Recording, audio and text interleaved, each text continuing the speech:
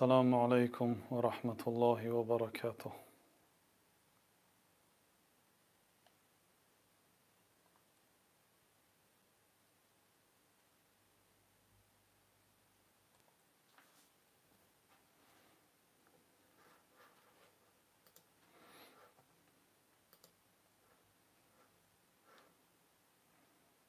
صدا هست؟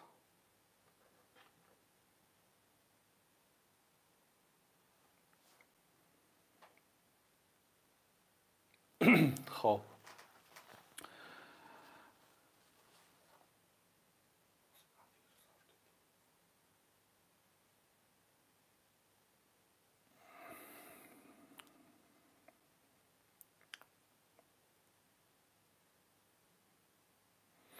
خب برادرای عزیز، اگر مادامی که سوال ها خب پیش از آن که به سوال ها جواب گوییم، صدا هست؟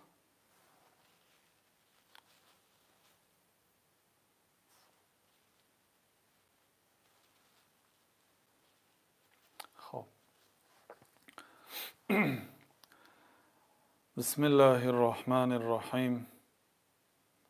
الحمد لله والصلاة والسلام على رسول الله وعلى آله وأصحابه ومن والاه.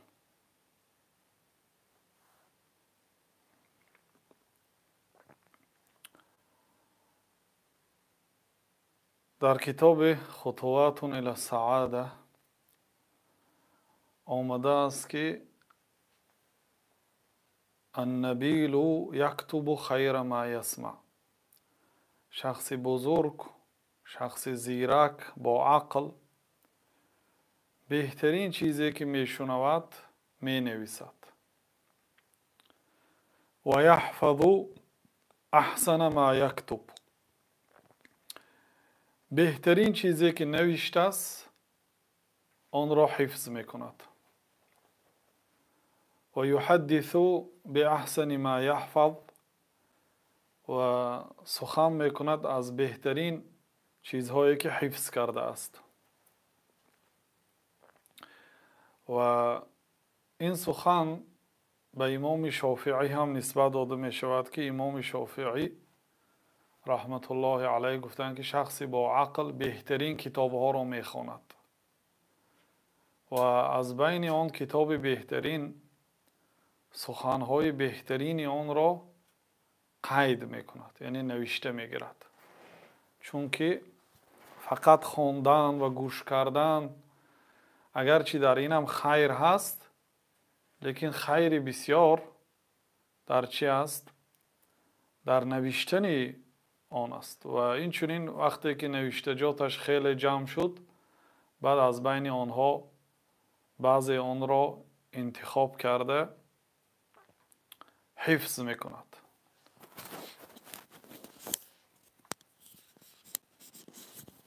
خب بنابراین انشاءالله پیش از آن که به سوال ها جواب دهیم تا جمع شدن برادرها، یک چند از همین خیلی فایده ها یکی نوشتگی هستیم برای شما قرائت میکنیم. در سنن ترمذی یک حدیثی هست عن ابي سعيد الخدري رضي الله عنه عن رسول الله صلى الله عليه وسلم قال لن يشبع المؤمن من خير يسمعه حتى يكون منتهاه الجنة. حضرت ابو سعید خدری میگویند که جناب رسول الله صلی الله علیه و سلم میگویند که مؤمن از شنیدن سخنهای نیک سیر نمی شود تا مادامی که آخرین مقر او جنت شود، یعنی بازگشت او تا جنت نشود. از شنیدن سخن نیک و بزرگترین سخن این سخن الله است، سپس سخن جناب رسول الله صلی الله علیه و سلم است که اینها وحی است، یعنی خبری آسمان است. بعد از آن سخنهایی که سرچشمش قرآن و سنت است، یعنی از مطالعه قرآن و حدیث مردم برداشت کردگی هستند، یعنی قولهایی که تکیهگاهش قرآن و سنت است. اینا سخنی خوب است. این حدیث را امام ترمذی در جامع سنن خود روایت کردند. سپس گفتند که هذا حدیث حسن، این حدیث حسن است. گفتند و قال الحاکم، امام ابو عبدالله حاکم وقتی که این حدیث را روایت کردند گفتند که هذا حدیث صحیح الاسناد ولم یخرجه، این حدیث صحیح است، اسنادش صحیح است، ولی امام بخاری و مسلم روایت نکردند. و امام ذهبی در تلخیص خود حکم کردن به این حدیث، گفتن صحیحون، اگرچه بعضی معاصرین این حدیث را ضعیف گفتن، ولی امام ذهبی، امام معتمد، حتی بعضی عالم ها میگن که مرد شناسترین انسان در روی زمین این امام ذهبی هست. در علم رجال و علم حدیث بسیار عالم متمکن بودن، الله رحمت کند. گفتن که حدیث صحیح است. همین صفت یعنی دوست داشتن شنیدن سخن نیک را من در همین ملت تاجیک بسیارتر مشاهده کردم نسبت به دیگر ملت ها. بنابراین این حدیث را از بین این قدر حدیث ها همچون فایده در این دفتر فواید خود داخل کردیم. خب دیگر این است که در کتاب ابن ابی الدنیا، در کتاب شکر، از ابو مغیره یه نقل آوردن. قیل له کیف اصبحت، به این ابو مغیره گفته شد که چه خیلی صبح کردی، یعنی در وقت سحری خود را چه خیلی حس میکنی؟ گفتن که اصبحنا مغرقین بالنعم عاجزین عن الشکر، ما صبح کردیم، یعنی سحر شد، در نعمت ها غرق زده ایم و از شکر و سپاسگزاری آن عاجز و ناتوان هستیم. و بیگاه شود هم همین سخن را میگفتن، امسینا مغرقین بالنعم عاجزین عن الشکر، بیگاهی کردیم، در نعمت ها غرق زده ایم و از شکر و سپاسگزاری آن عاجز و ناتوان هستیم. خب به بعض سوال ها شروع میکنیم تا اینکه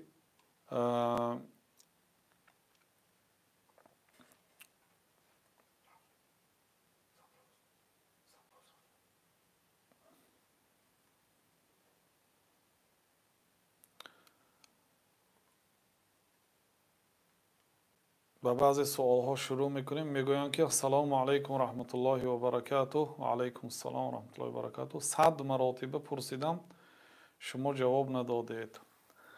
واقعا سوال ها زیاد است و این دلالت به حریص بودن این مردم به دانستن احکام شریعت میکند و دلالت به دینداری این مردم میکند. الله سبحانه و تعالی ایمان و دوستداری شما به این دین مقدس اسلام را زیاد گرداند.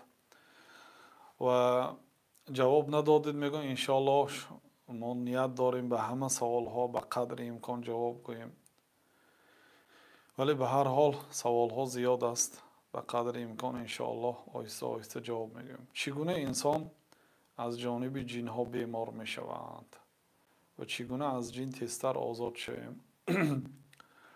بله، قول اکثر علما این است که جن به بدن انسان می درآید، برای آنکه پیامبر صلی الله علیه و سلم اخرج عدو الله گفتند، برا دشمن الله گفتند. وقتی که برا کی گفتند این دلالت میکند که او در آمد است. بنابراین علما رحمت الله علیهم در کتاب ها گفتند که کدام جنی که به بدن انسان که وارد شد در آمد و کافر میشه، تا کافر که نشد او نمی درآید. حتی مثلا بعضی ها میگفتند که جنش مسلمان بود یا کافر، یعنی به این معنا که اصلش چی بود، پیش از در آمدن مسلمان بود ولی که وقتی که به بدن آدم در آمد الکی کافر میشد. و چه خیلی که مثلا یک انسان به نزد سحرگر که رفت کافر میشد اگرچه مسلمان بود، اینا مانند همین است، چون که تا عملهای کفری اجرا نکند به بدن انسان نمیداره. اصلا به بدن انسان در آمدن به جنها حکمش حرام است، این عمل جایز نیست. خب جنها یعنی غالبا در حاجتخانه یا در حالت ترس یا در حالت خرسندی سخت یا غفلت، که مثلا انسان اگر در غفلت باشد یا مست باشد، مواد مخدر یا موادهای اسپریتی نوشیده باشد، در این حالت ها احتمالی در آمدنش هست. و جن ها غالبا اگر از پیش خود درآیند به دو مقصد می‌دارند. یکی به مقصدی ضرر رسانیدن یا قصدگیری.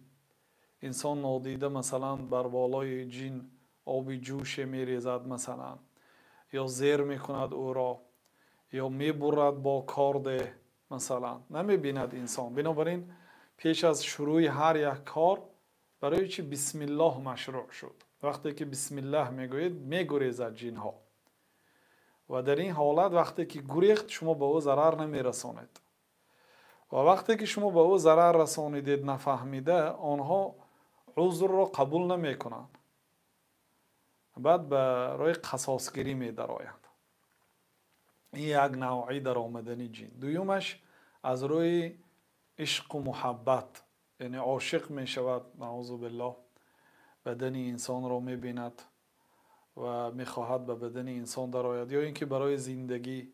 این اگر جن خود درآید و گاه این را با طلب فرمایش طلب میکنم. مثلا به نزد سحرگر یک آدم میرد و فرمایش میدهد، مبلغ میدهد که فلانی مقصد دلش از وظیفش خنک شود، یا از همسرش خنک شود، یا به فلانی گرم شود، یا از فلان خانه دلش خنک شود، یا از فلان کار دلش خنک شود، یا گرم شود، خلاصه یا بیمار شود، یا کارش آمد نکند. گفته به سحرگر و جادوگر مبلغ میتیند، بعد سحرگر و جادوگر بعضی وظیفه های کفری و شرکی را انجام میدهد.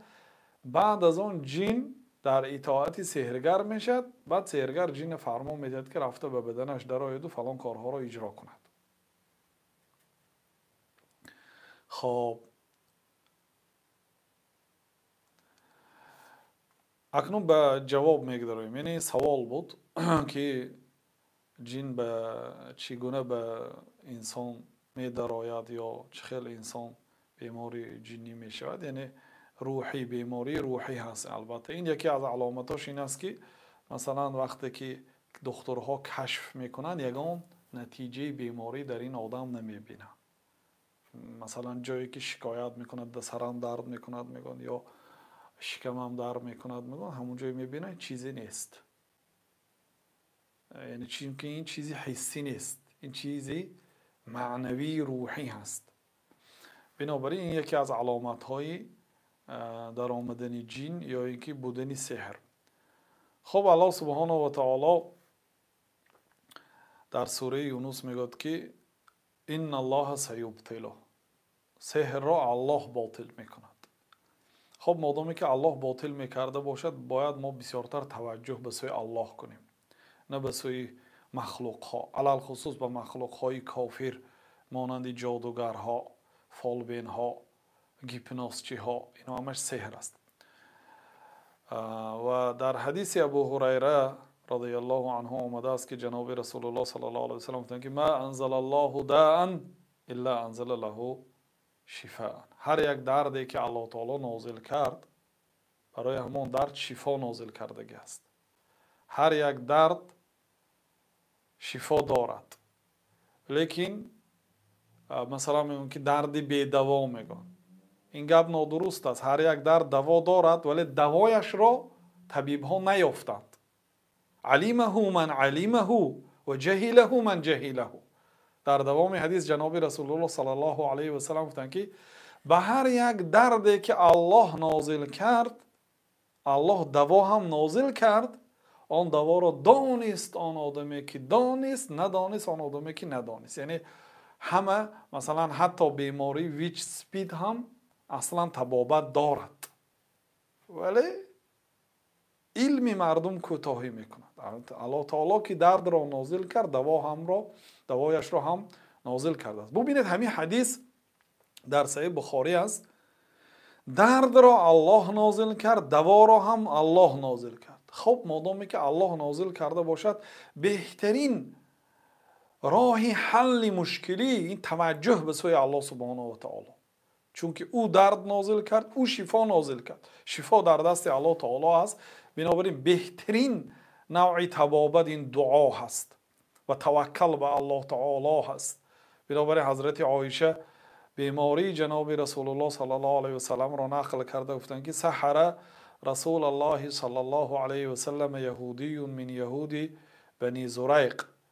یا یهودی از یهودی های بنی زریق جناب رسول الله صلی الله علیه و سلم را سحر کرد که یقال له لبید ابن الاعصم، نامش لبید ابن اعصم بود. قالت حتى كان رسول الله صلى الله عليه وسلم يخيل إليه أنه يفعل الشيء وما يفعله. حضرت عایشه میگن که حتی به جناب رسول الله صلی الله علیه وسلم چنان خیال می آمد که گویا یک کار را کرده ایستادن لیکن در حقیقت نکردن. همین خیلی یک سحر خیالی بود. حتی اذا كان ذات يوم او قال ذات ليلة، حتی یک روز بود یا یک شب بود، یعنی بعد چند روزی بیماریشون، دعا رسول الله صلی الله علیه و سلم، جناب رسول الله صلی الله علیه و سلم دعا کردند. ثم دعا، سپس دعا کردند. ثم دعا، سپس دعا کردند. ثم دعا، سپس دعا کردند. یعنی دعا کردند. وقتی که دعا رو به خاتمه رسانیدند، آخری دعا باید صلوات گویید تا اینکه دعاتون قبول شود. اللهم صل و سلم علی نبینا محمد. تمام نوعهای صلوات هایی که از پیامبر صلی الله علیه و سلم وارد شده است اجازت است. از همه بهترینش صلات ابراهیمیه که در آخر نماز میخوانیم. با دعا کردن، بعد اینکه دعا رو به آخر رسوندن، با دعا کردن. همین خیلی 4 مراتبه دعا کردن حتی الله سبحانه و تعالی سحر جناب رسول الله صلی الله علیه و سلم را کشاد. و این چنین از حضرت سعد آمده است که جناب رسول الله صلی الله علیه و سلم گفتند که دعوت ذی النون اذ دعا وهو فی بطن الحوت، شما دعای حضرت یونس را به خاطر آرید چون دعا کرد حالان که او در شکم ماهی بود. لا اله الا انت سبحانك انی کنت من الظالمین.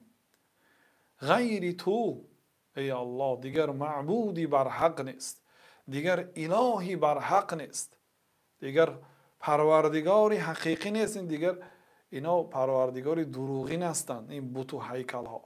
الهی حقیقی، پروردگاری حقیقی این تو هستی، غیر تو دیگر معبودی بر حق نیست. سبحانک، تو پاک هستی از تمام صفت های پست، عیب و نقصان. انی کنت من الظالمین، من از جمله ظالم ها شدم، یعنی من گناه کردم، من خطا کردم. بعد پیامبر صلی الله علیه و سلم میگه فانه لم يدعو بها رجل مسلم في شيء قط الا استجاب الله له.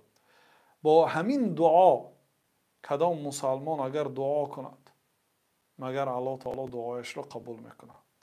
حدیثی ترمذی هست و این حدیث هم صحیح الاسناد است و امام ذهبی هم این حدیث را گفتن حدیثی صحیح است. و یکی از عملهای بزرگ خیلی که گفتیم توکل به الله تعالی، یعنی تکیه به الله تعالی در جلب فایده و دفع همین ضرر به الله تکیه کردن است.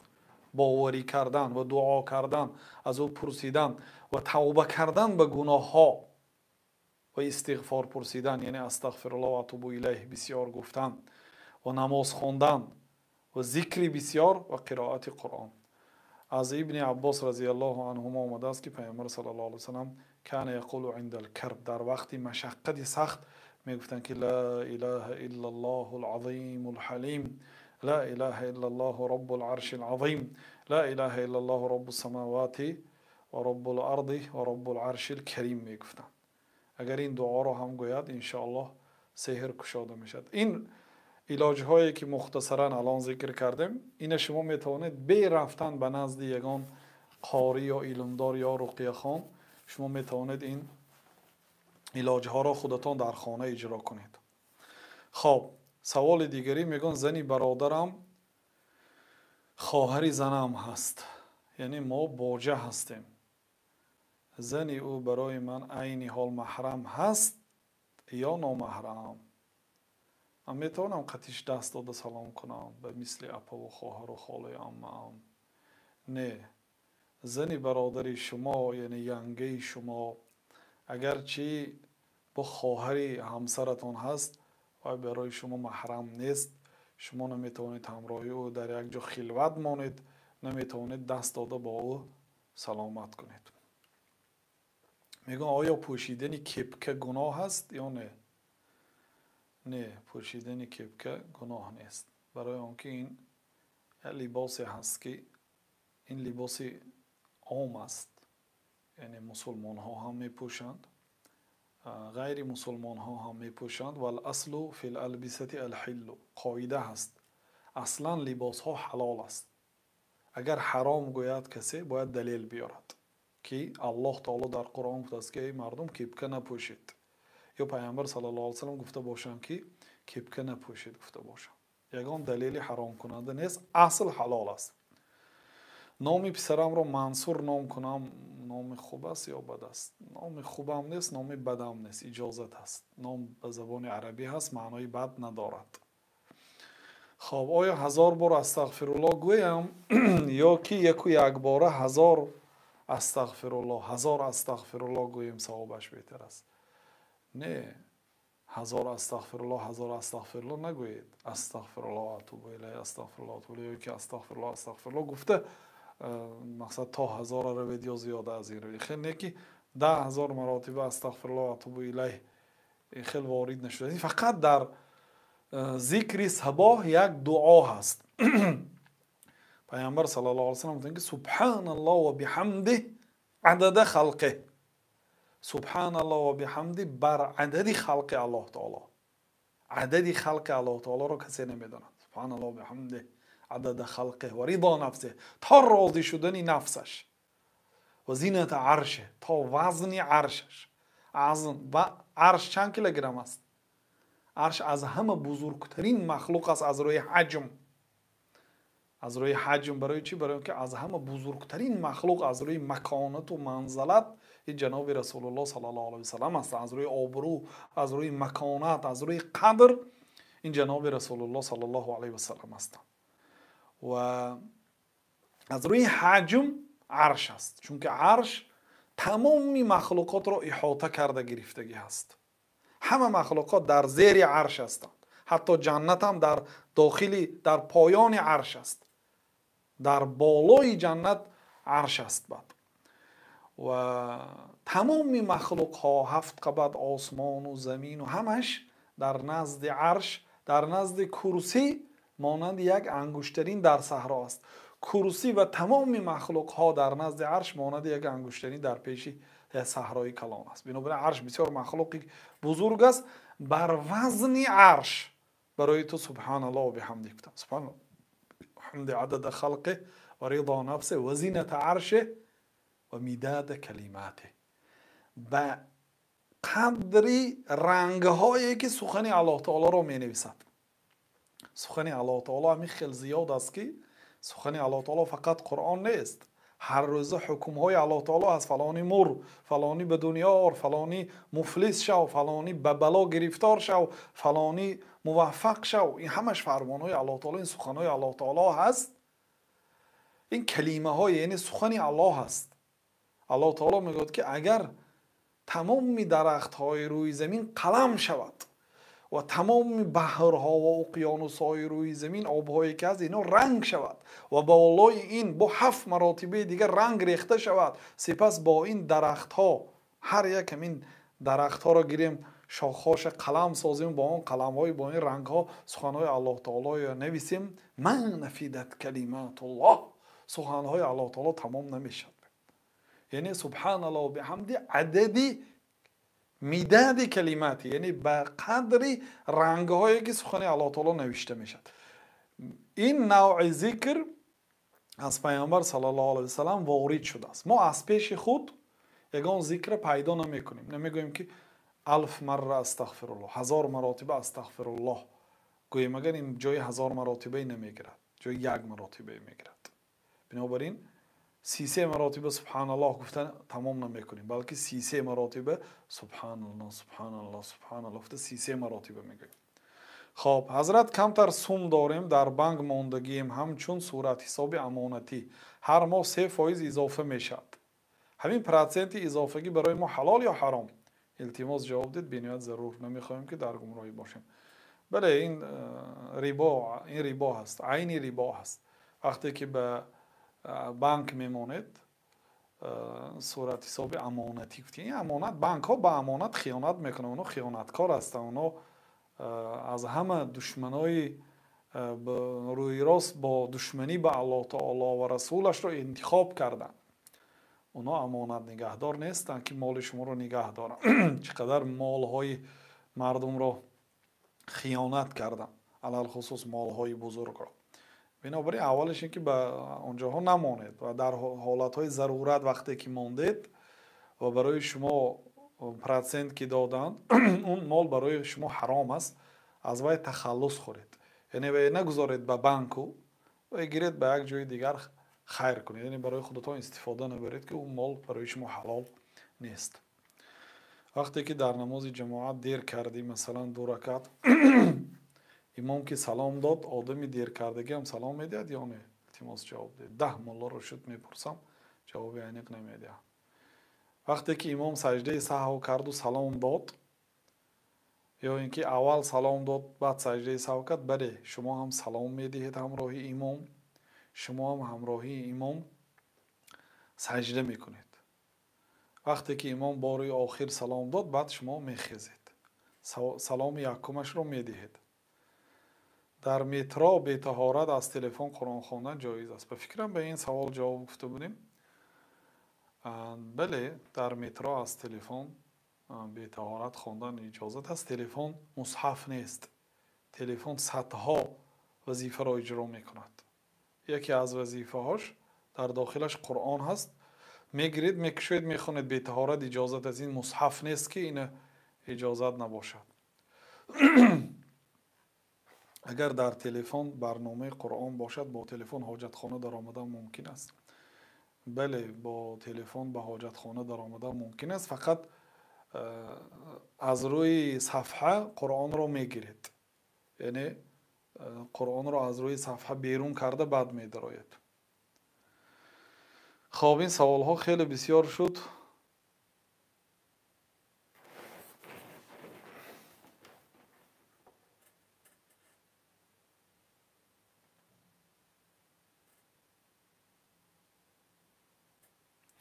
ما در روسیه کار میکنیم در دستافکه، نمیدونیم در داخلی پکیج چی است. بله کسانی که در انتقال تعام و در انتقال مال مردم، یعنی همین دستافکه که میگوید کار میکنید، واقعا اگر در داخل آن علل خصوص عرق باشد، این حرام است، برای آنکه حدیث صحیح آمده است که پیامبر صلی الله علیه و سلم 10 نفر را لعنت کردند. از جمله کسانی که لعنت شدند آنهایی که عرق را میبردارند میکشانند، ماشین های بارکشان. سبحان الله، یک فتوا رو دیدم، یک آدم سوال میدهد که من در زپرفکه کار میکنم، میگوید. شاید به بعضی انسان ها این غریب نماید، شخصا منم این سوال اصلا برای من داده شده بود، من این سوال را جستجو کردم. یک برادر از شهر خوجند سوال کرد که من در زپرفکه کار میکنم و یک ماشین کلان بارکش فقط عرق میکشانده است، مخصوص با همین زپرفکه شرطنامه دارد، از همین جا آمده سوزشواری برای خودش میخرد و این آدم به وی заправка мекунад. ин одам коргар аст, соҳиби заправка нест. коргар лекин ба як мошини масалан бензин мерезад ки ӯ арақ мекашонад. пайғамбар саллаллоҳу алайҳи вассалам лаънат кардан он одаме ки арақро мебардорад, мекашонад. лекин ман ҳам медароям, гуфта савол дод. Асланш як одам барои ӯ омада инкор кардааст. Бубинед, мусулмонҳое ҳастанд масалан ки аз аҳкоми шариат бохабар аст, гуфтанд ки дар ин заправка кор накун, ту ба мардум яъне бензин мефурӯшӣ ва онҳо бо ин бензине ки ту мефурӯшӣ арақ мекашонанд. Гуфтанд субҳаналлоҳ, воқеан пеш аз он ки ба ин савол ҷавоб диҳам, воқеан вазнин аст. лекин вақте ки фатвоҳоро дидам, гуфтанд ки накунад. яъне ман ба ту заправка намекунам гӯяд. гуфтанд аҷиб, воқеан дар ин замона ҳалолу пок хӯрдан, ҳалол зиндагӣ кардан хеле душвор аст, бародаро. бинобар ин пайғамбар саллаллоҳу алайҳи вассалам 1445 сол пештар гуфта буданд ки ба наздики як замонае мерасад ки ҳалолтарин моли мусалмон ин гӯсфанд мешавад. гӯсфандҳои худро гирифта ба кӯҳҳо, баландиҳои кӯҳ мегурезад. гуфтанд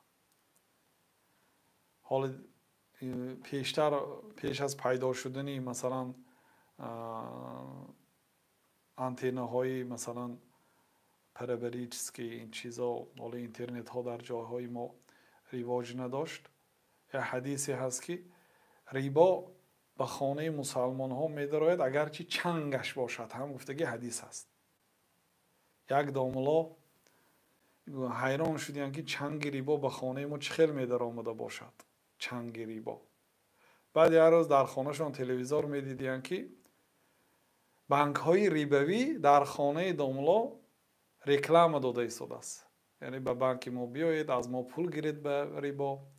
баъд гуфтиянд ки ана ҳамин шояд чангаш ҳамин бошад.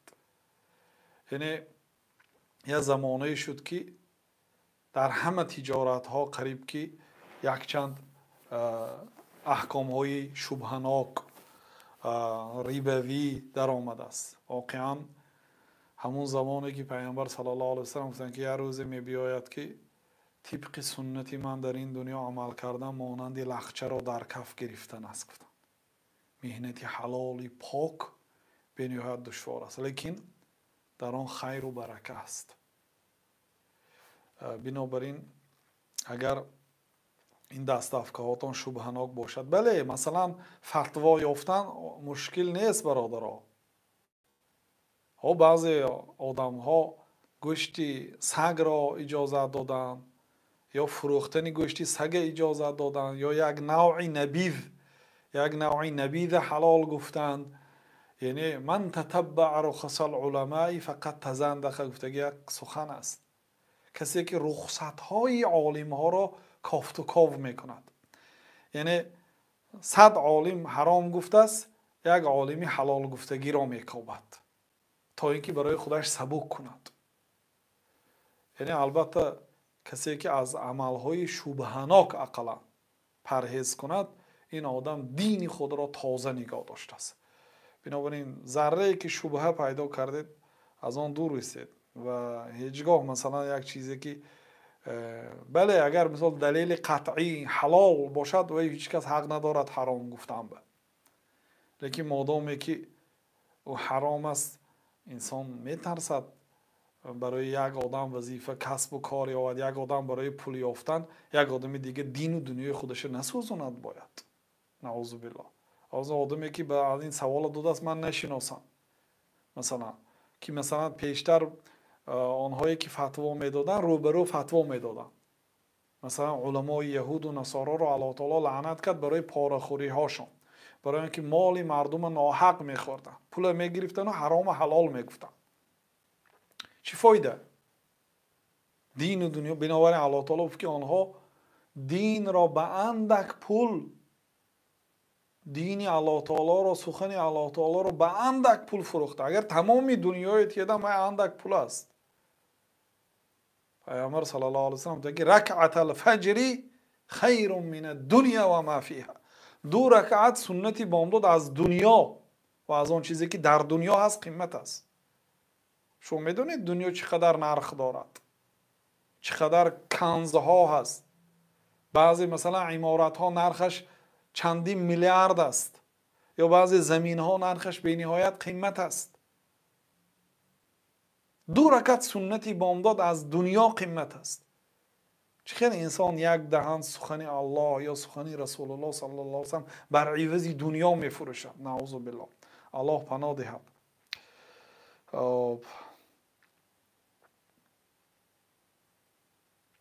برادرها سوال ها رو اکنون از بالا میخوانم. نمیدونم، مقصد به سوال همه جواب گفته نمیتونیم شاید، لیکن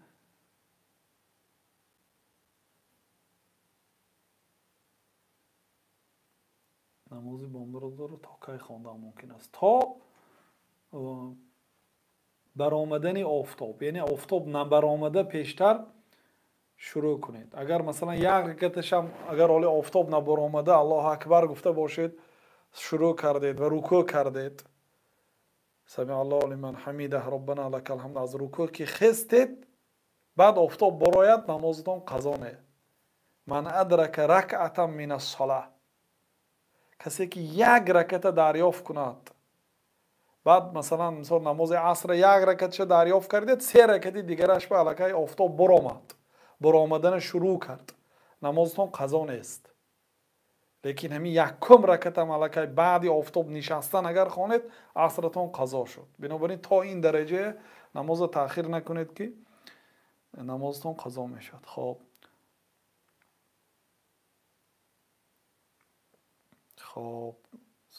سجده سهو رو چطور باید ادا کرد؟ سجده سهو برادرها 3 نوعش است. در مذهب امام ابو حنیفه 1 نوع است. یعنی اگر در نماز اقتدا کرده باشید، خیلی برابر امام سجده میکنید.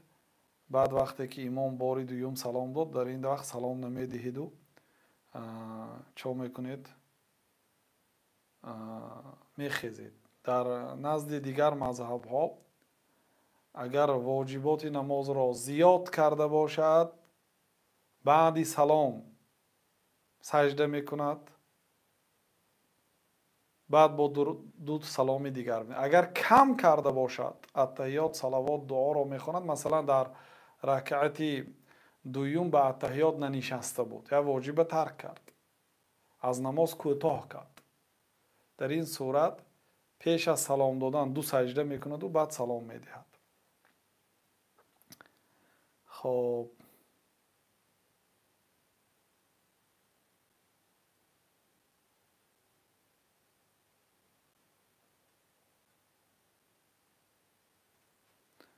وقتی میگویند در کودکیم 11 ساله بودم دزدی کردم، با حضور کلان شدم، پشیمان هستم، میتوانم خیر کنم آن را از سرم ساقط کنم یا باید همان را خریده به صاحبش دهم؟ مثلا اگر از مالی کی را دزدیدید، مالی کی را دزدید، اگر دانید صاحبی مال را، اگر مالی اندک باشد، مثلا 5 سامان 10 سامان مالی اندک باشد، مانند همین یا زیادتر از همین یگان تحفه دهید. نگویید که من مال شما را دزدم، نگویید. لیکن اگر مالی کلان باشد و برگردانید. خب معنای سلام علیکم رو فهمانید. سلام علیکم یعنی من برای شما السلام علیکم به شما و اهل و عائله شما سلامتی میخواهم، سلامتی از گناه، سلامتی از بلا، سلامتی از فتنه ها. السلام علیکم و رحمت الله و رحمت الله، مهربانی الله تعالی و برکات و برکت های الله تعالی رو به شما میخواهم. خب درباره چیندن قاش گفتیم. چیندن قاش حرام است، مگر ما گفتیم که ما بین 2 قاش اگر پر ما چی داشته باشد، موی داشته باشد، اونجاها با قاش نمیدارد، چیندنش اجازه، اما خود قاش چینی اجازت نیست، حرام است. خب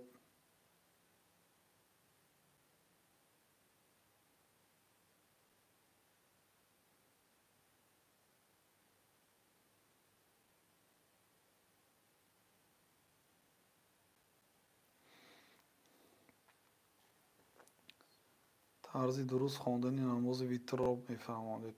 Дар бораи ин навор дорем бародаро, озбе такрор намекунем. Ҳамин дар суҳбатҳомо дар бораи витр баён кардаги ҳастем. Имос ҷавоб диҳед.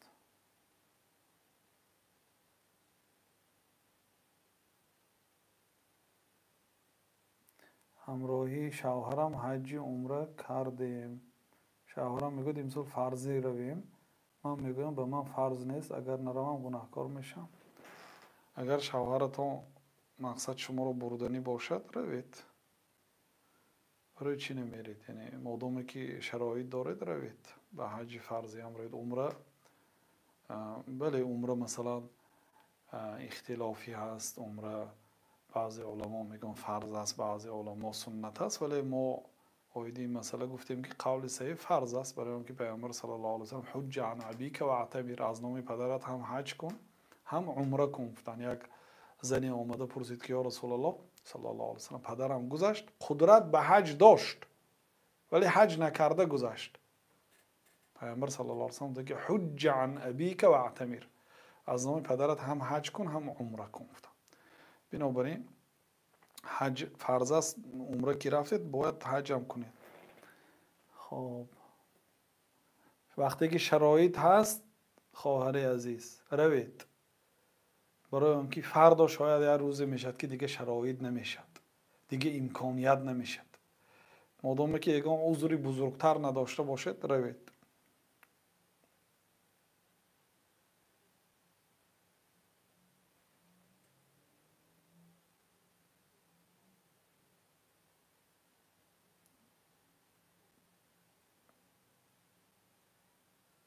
дар бораи тасбеҳ дар намози шом мо ҷавоб додаги ҳастем.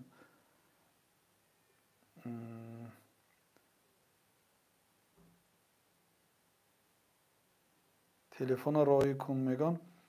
телефономо ҳамин дар ҳамин сайтҳо навистагӣ ҳаст, вале ба онҳоям 24 соат ҷавоб гуфта наметавонем охир. лекин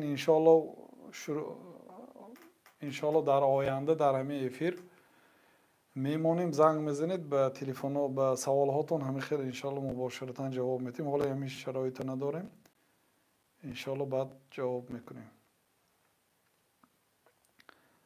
хоб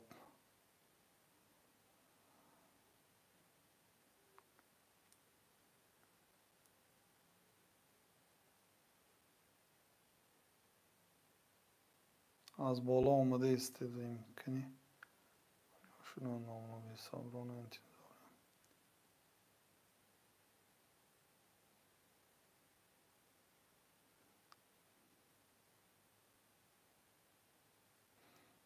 саломат бошед. касоне ки дуо карданд, ба ҳар яки шумо агар ба ҷавоб гардонем вақт меравад. аллоҳ таоло аз ҳамаи он бародарое ки дуо карданд, аз ҳамаи шумо аллоҳ таоло розӣ бошад. саломат бошед.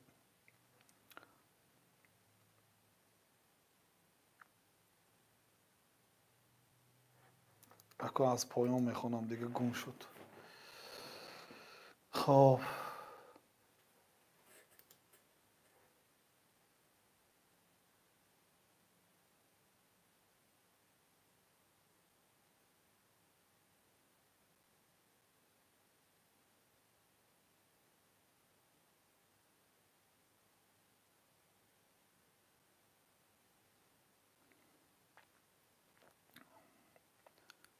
одаме аз гуноҳон тавба карду баъд аз чанд муддат боз ҳамон гуноҳ даст зад, чӣ кор кунад?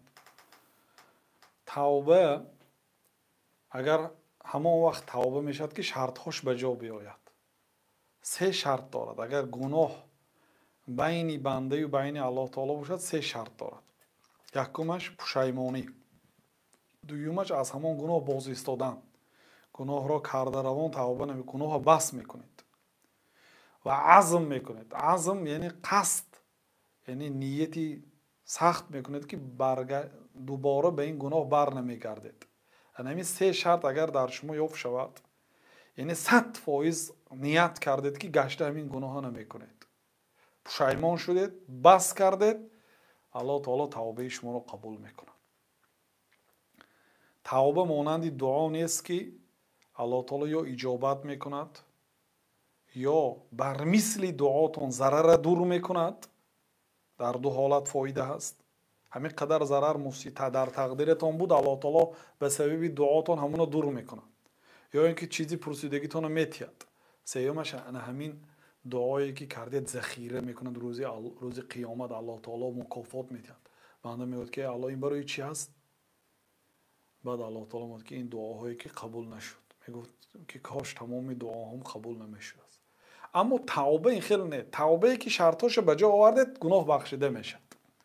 аммо агар гуноҳ байни шумою байни аллоҳ таоло нею байни халқ бошад, обрӯи як каса резондед, моли як каса масалан гирифтед ноҳақ, як каса ноҳақ зулм кардед, ин се шартам ба иҷро мекунеду аз вай ҳалолӣ мепурсед. яъне молаша гирифта бошед бармегардонед, агар зулм карда бошед мақсад узр мепурсед, аз вай ҳалол мешед.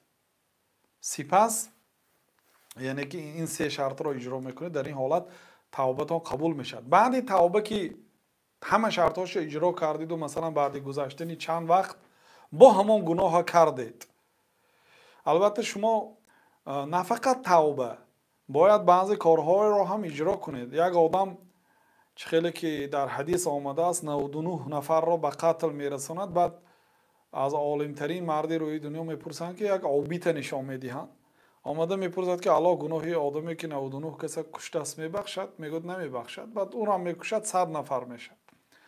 баъд як олима мепурсанд, одамҳо олима нишон медиҳанд, омада мепурсад, мегӯянд бале аллоҳ гуноҳта мебахшад, лекин ту ин шаҳрро тарк кун. мегӯянд ту ин шаҳрро тарк кун, ба дигар кишвар рав, барои он ки ин мардуми дар ин ҷо ту ба гуноҳ одат кардагӣ ҳастӣ. ёру дӯстҳота мебинӣ, ҷоҳое мебинӣ, туро ба гуноҳ боз даъват мекунанд.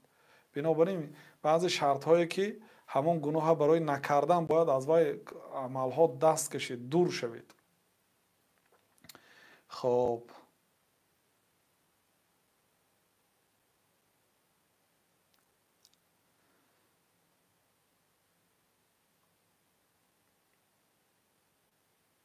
мард вафот кард ва баъд занаш шавҳар кард.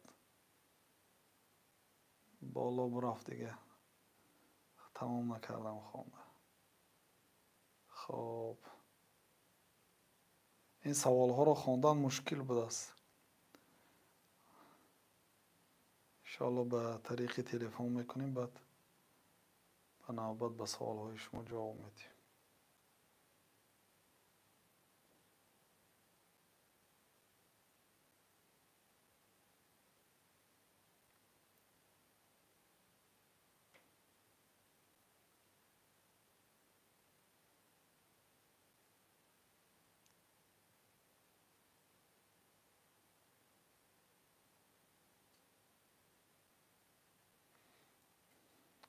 ҳафтаи гузашта дар бораи рафъул ядаyn дар суҳбат гап задем.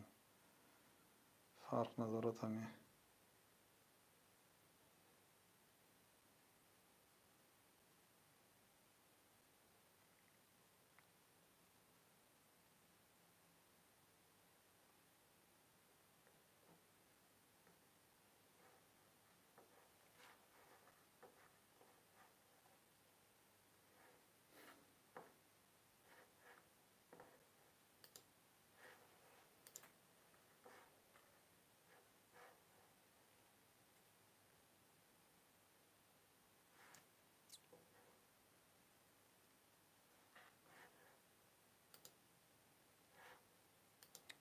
як бор савол, ин саволҳо боло рафтудааст ку.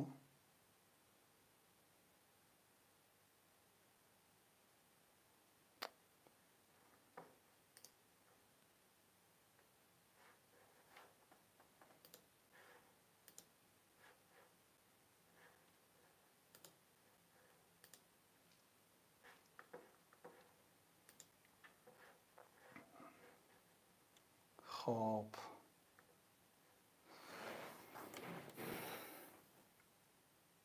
اگه حج کنیم یا زن گیریم؟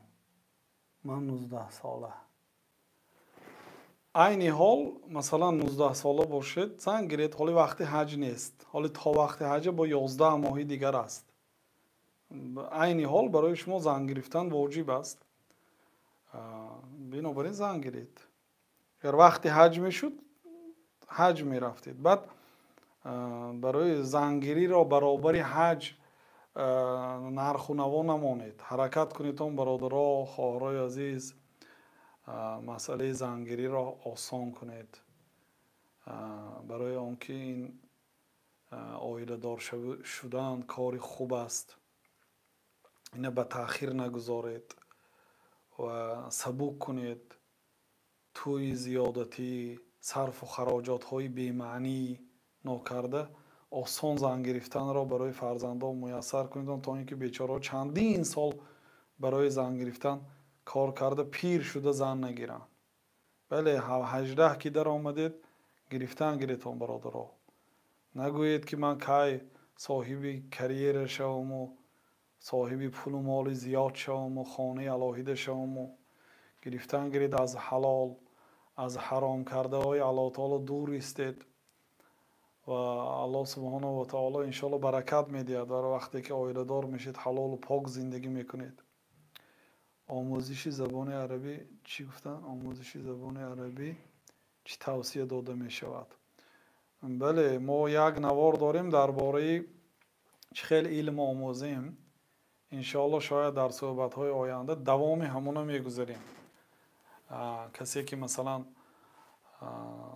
забони арабиро омӯхт, сарф хонд, наҳв хонд, яъне ки ибораш баромад, мутолааш ки баромад, хонда тарҷума карда метавонистагӣ шуд, баъд кадом китобҳоро бо тадриҷ кадом китобҳоро хонад, иншоалло баён мекунем.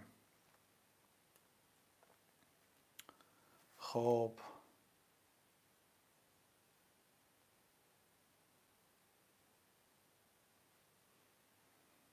устод, мо дар Англия ба ҳайси пешхизмат кор мекунем. инҷо ҳама намуди нӯшокии спиртӣ вуҷуд дорад. муштариёни меҳмонхона супориш мекунанд, мо мебиёрем. мо гунаҳкор мешем, маоши мо ҳалол мешавад. яъне ин кор нодуруст аст, бародари азиз. яъне кори дигар ҷустуҷӯ кунед.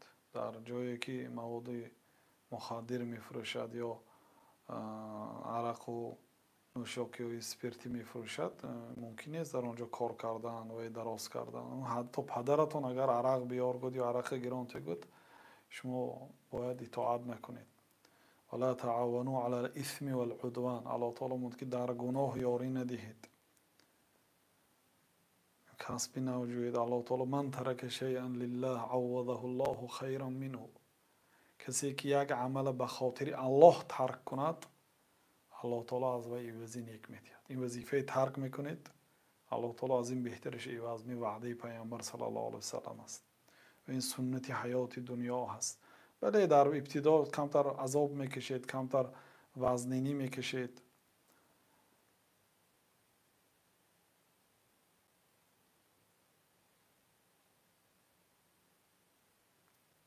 хоб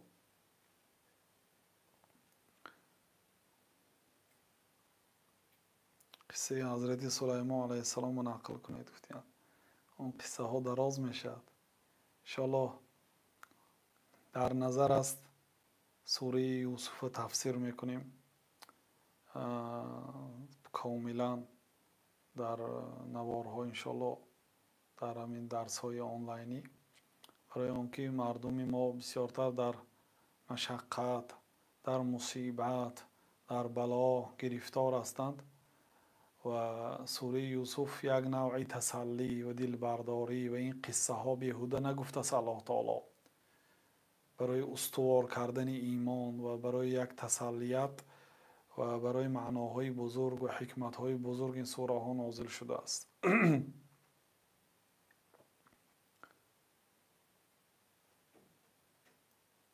кваса мепурсанд. квас агар то ҷое ки медонем квасҳои пештара масъ намекард. یک قاعده هست: ما اسکر کثیره فقلیله حرام. هر موادی که بسیارش مست کند کمش هم حرام است. اگر کواس 5 لیتر نوشید مثلا مست می شده باشید، بله 100 گرمش هم حرام است. لیکن اگر کواس مست نکند، 1 لیتر 2 لیتر نوشید و مست نشوید، کمش هم حلال است. شاید این بعضی کواس های نو سپیرت همراه کرده باشند و الکی تغییر یافته باشد. لیکن تا جایی که میدونستیم کواس های پیشینه چی نداشت. بعضی بود جواب نویسیم کواس حرام است گفته. کواس حرام است یا حلال است گفته نمیتونیم. ما میگوییم که اگر در ترکیب این همون آبی کواس اگر سپیرت همراه کرده شده باشد، الکی این علتش سبب حرام بودنش سکر میشد. سکر یعنی مست کنی. مست که کرد حرام میگردد، مست که نکرد حرام نمیشد. برادر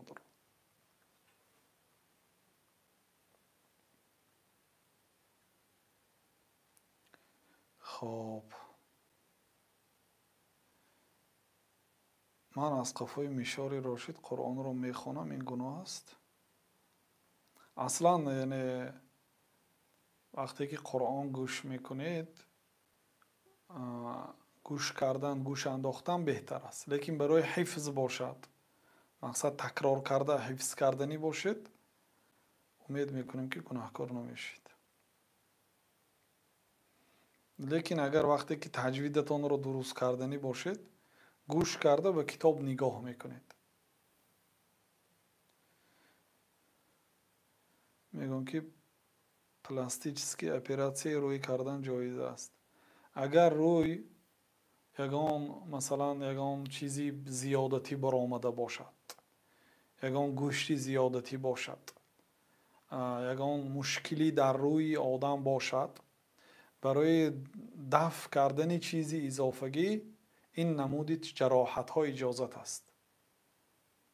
و اگر فقط برای زیبا کردن، باز هم زیباتر کردن، این چیزها اجازت نیست. تغییر خلق الله تعالی اجازت نیست. مثلا یک آدم من دیروز سوال کرد، 6 انگشت دارد. 6 انگشت دارد، همین انگشتی ششمه معده‌چه یک انگشتی اضافگی دارد، همین بریدن اجازت است یا نه؟ گفتن جراحت کردن است. بله اجازت است، چیزی اضافگی است. وای فهمیدید؟ یعنی تغییر خلق الله تعالی نیست. وای اصلا الله تعالی انسان رو در زیباترین صورت آفریده است. از همین 5 تا اضافگیش بریده گرفته پرتافتن اجازت است. خب زیهار را پرسیدین. زیهار برادر چندین روز زیهار میپرسند.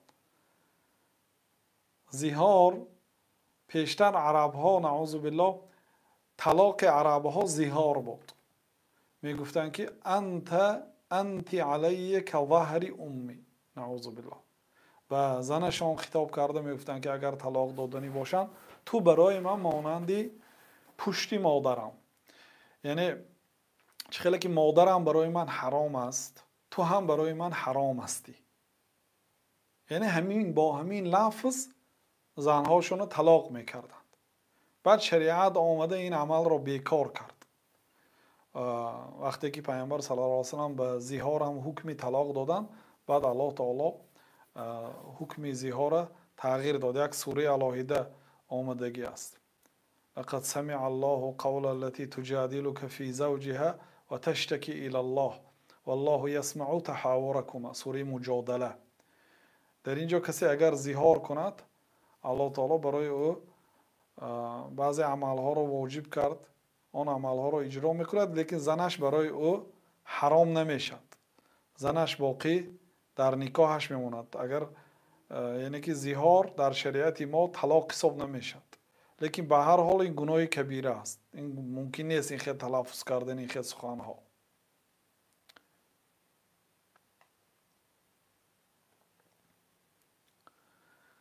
الذين يظاهرون منكم من نسائهم ما هن امهاتهم. الله تعالی گفت که آنهایی که زنهاشون میگن که شما برای من مانند مادرم هستید، این با این یک گپ و مادر نمیشد. این امهاتهم الا الله ولدنهم. الله تعالی گفت که مادر آدم فقط آن آدمی که او را تولد کرده است. بنابراین مادری همسر هم مادر گفتن درست نیست. حتی بعض علما رو شنیدم که میگه عمک گفتن هم اجازت نیست یا خاله گفتن هم اجازت نیست. میگن برای اینکه عمک در شریعت یک شخصی است که مثلا برای او میراث داده میشد. او اما علمت ان عم الرجل سینو ابیه، عمکی مرد مثل پدرش است. یا الخاله بمنزله الام، خاله به منزله مادر است. بنابراین این خیلی سخنها رو گفته نمیشه. این امهاتهم الا الله ولدهم، مادر انسان فقط آن آدمی که او را تولد کرده است. این چون غیر پدرش هم انسان باید دیگر کسی پدر نگوید. و انهم لیقولون منکرا من القول و زورا، الله تعالی گفت که این یک قول منکر است، گفت یک قول باطل است که به همسرش گفت که تو مانند مادرم برای زور و دروغ است. گفت والذین یظاهرون من نسائهم ثم یعودون لما قالوا فتحریر رقبه، کسی زیهار کند، یعنی زنش گوید که تو برای من مانند مادرم یا خواهرم یا مانند دخترم گوید، یعنی چه خیلی که اینا برای من حرام است، تو هم برای من حرام هستی، به همین معنا اگر زیهار کند فتحریر رقبه، باید غلام آزاد کند برای کفاره این گناهش.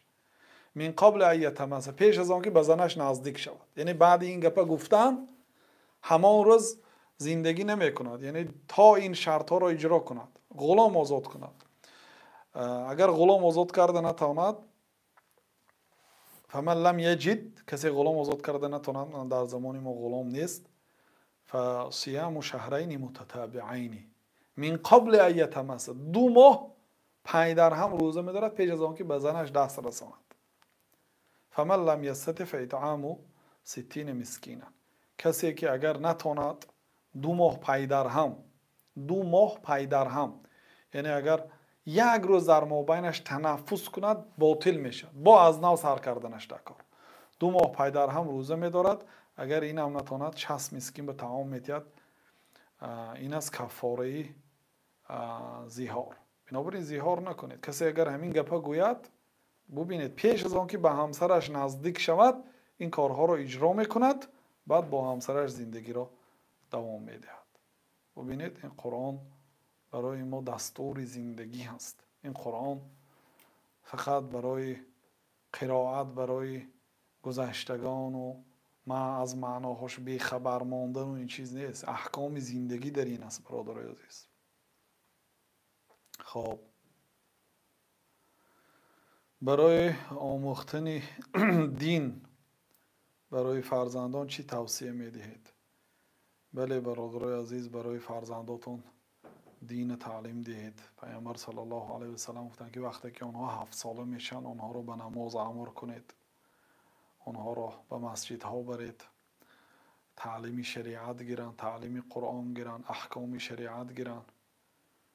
کم کم اگر در یک روز 1 ساعت برای تعلیمات دین اگر وقت جدا کند، سبحان الله، تا روزی که مکتبی میانه را به ختم میرساند، هم قرآن را حفظ میکند، هم چندین کتاب‌های شریعتی را به پایان میرساند، هم زبان عربی را میداند، هم از قرآن با خبر میشد، هم علم دنیا را میخواند. این عمر اگر این شروع استفاده برد خیلی علم میگیرد.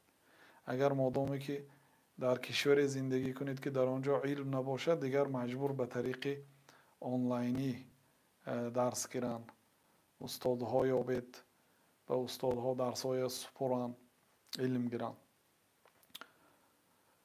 آیا زن میتواند نام شوهرش را بگیرد؟ گفتیان بله، گناه نیست، ولی از روی آداب است. مثلا یک آدم حرمت کردنی شوید نامش نمیگیرید. مثلا هیچ کس پیامبر صلی الله علیه و سلم ای محمد نمیگفت از شخصیت هایی که ایشان را دوست می‌داشت. حتی الله تعالی وقتی که خطاب میکرد یا ایها الرسول بلغ ما انزل الیک من ربک، ای پیغمبر، ای رسول ما، یا ایها النبی، ای پیغمبر، گفته خطاب میکرد. و دخترانشان هم همسرانشان هم یا رسول الله میگفتند، ای رسول الله. یعنی با یک لقبی نیکش گرفتن بهتر است. در صورتی مثلا لقبی نیک نداشتنش پدری فلانی، در جایهای ما هم همین عادت بود، به نام فرزنداشون خطاب میکرده. نه، یک نوعی بی‌آدابی هست. مردها در زمانهای نزول قرآن هم نام زنهاشون در نزد مردم نمیگرفتن. وقتی که زنشون خطاب میکردن نام زنشون نمیگرفتن، همچون رشک، همچون غیرت نام فرزندشون میگرفتن، یا مثلا مادری فلانی میگفتن، یا اگر درباره زنش در نزد مردم اگر سخن کند آیلم یا مادری فلانی گفته گپ بزد، نامش نمیگرفتن. بنابراین الله تعالی هم وقتی که مشرک ها گفتن که فرشته ها دختران الله تعالی هست، گفتن الله تعالی پاک است از فرزند. بعد الله تعالی وقتی که یا نصرانی ها مریم همسر الله هست، گفتن الله پاک است از همسر و از فرزند. الله تعالی در 33 جای قرآن نام مریم را گرفت. در قرآن نام یگان زن ذکر نشده است. بله آیدی بعضی زنها اشاره ها میرد، مثلا الله تعالی میگه که زنی فرعون، زنی لوط، همسری لوط، همسری نوح گفته گپ زد، یا همسری فرعون گفت و امرأت فرعون، همسری فرعون گفت، لیکن نامشون نگرفت. حضرت عایشه دربارشون در سوره نور آیت ها نازل شدگی هست، لیکن الله تعالی نام حضرت عایشه را در قرآن نگرفت. یگانه زنی که نامش را گرفت 33 مراتب در 30 آیت این حضرت مریم است. برای چی؟ برای اینکه این قرآن به زبان عربی نازل شد، به اسلوب عرب. عرب ها در نزد مردم نام زنی خود را نمی گرفتند. الله تعالی هم مریم را نامش گرفت 33 مراتبه که تا اینکه همه داند که او زنی الله تعالی نیست. اگر زنی الله تعالی میشد الله پاک است از این نامش نمی گرفت، چون که این قرآن به زبان عربی به اسلوب عرب نازل کرد و 33 مراتب نام مریم را گرفت. برای چی؟ برای اینکه داند که این بنده الله تعالی هست. چون که عرب ها نام کنیزه های خود را، یعنی نام بنده دخترهای خود را در نزد مردم بیگان ایبا، بیگان شرم و حیا می گرفتن. ای فلانی گفته نامش می گرفتن، لیکن نام زنی خود را نمی گرفتن. خب بنابراین از روی احترام است که یعنی که شوهرتون با نامش نیو، با یگان کنیه، با یگان لقب نیکش خطاب کنید.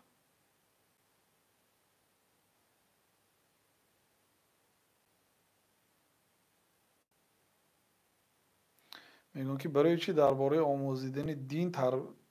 آموزاندن دین یگان توصیه نمیدید استاد؟ این روز ما مردم گمراهیم، چیکار کنیم؟ ما بسیار ضیق هستیم تا اینکه فرزندانمون را از دین و از قرآن. بله برادرای عزیز، دین اساس است. این دنیا بازی هست. این دنیا با یک میجه زدن میگذرد. فردا یکی از نامهای روز قیامت یوم الحسره و انذرهم یوم الحسره. الله تعالی که مردم را ای محمد صلی الله علیه وسلم، ای پیغمبر، ای وارثان پیغمبر صلی الله علیه وسلم، مردم را از روی حسرت ترسانید. روز حسرت یعنی روز پشیمانی. گفت یکی نامهای قیامت خیلی زیاد است، یکی از نامهای روز قیامت روز حسرت است، روز پشیمانی. حتی آدمهای نیک هم پشیمان می شده، کاش که در دنیا عملهای صالح را زیاد می کردیم. گفته بنابراین برادرای عزیز کوشش کنید. این پول و مال دنیا، اهمیت دادن به دنیا، این چیزا درجه چندمین است. اولین درجه دین است. ما در یک شبانه روز 24 ساعت به آموختن دین محتاج هستیم. در یک شبانه روز 2 مراتبه یا 3 مراتبه طعام میخوریم. لیکن ببینید ما انسان ها از 2 عنصر آفریده شدیم، روح و جان، روح و جسم، یعنی جان و جسم. جان که برآمد انسان دیگه قدر و قیمت ندارد، با یک لباس سفید یا لباس تنک برده در قبر میماند. جان که برآمد و پیش از در آمدن جان هم انسان قدر و قیمتش بالا نیست. تنی آدمیت شریف است به جان آدمیت. همین تنی آدمیزاد همین قدر آبروی دارد به حرمت جانش.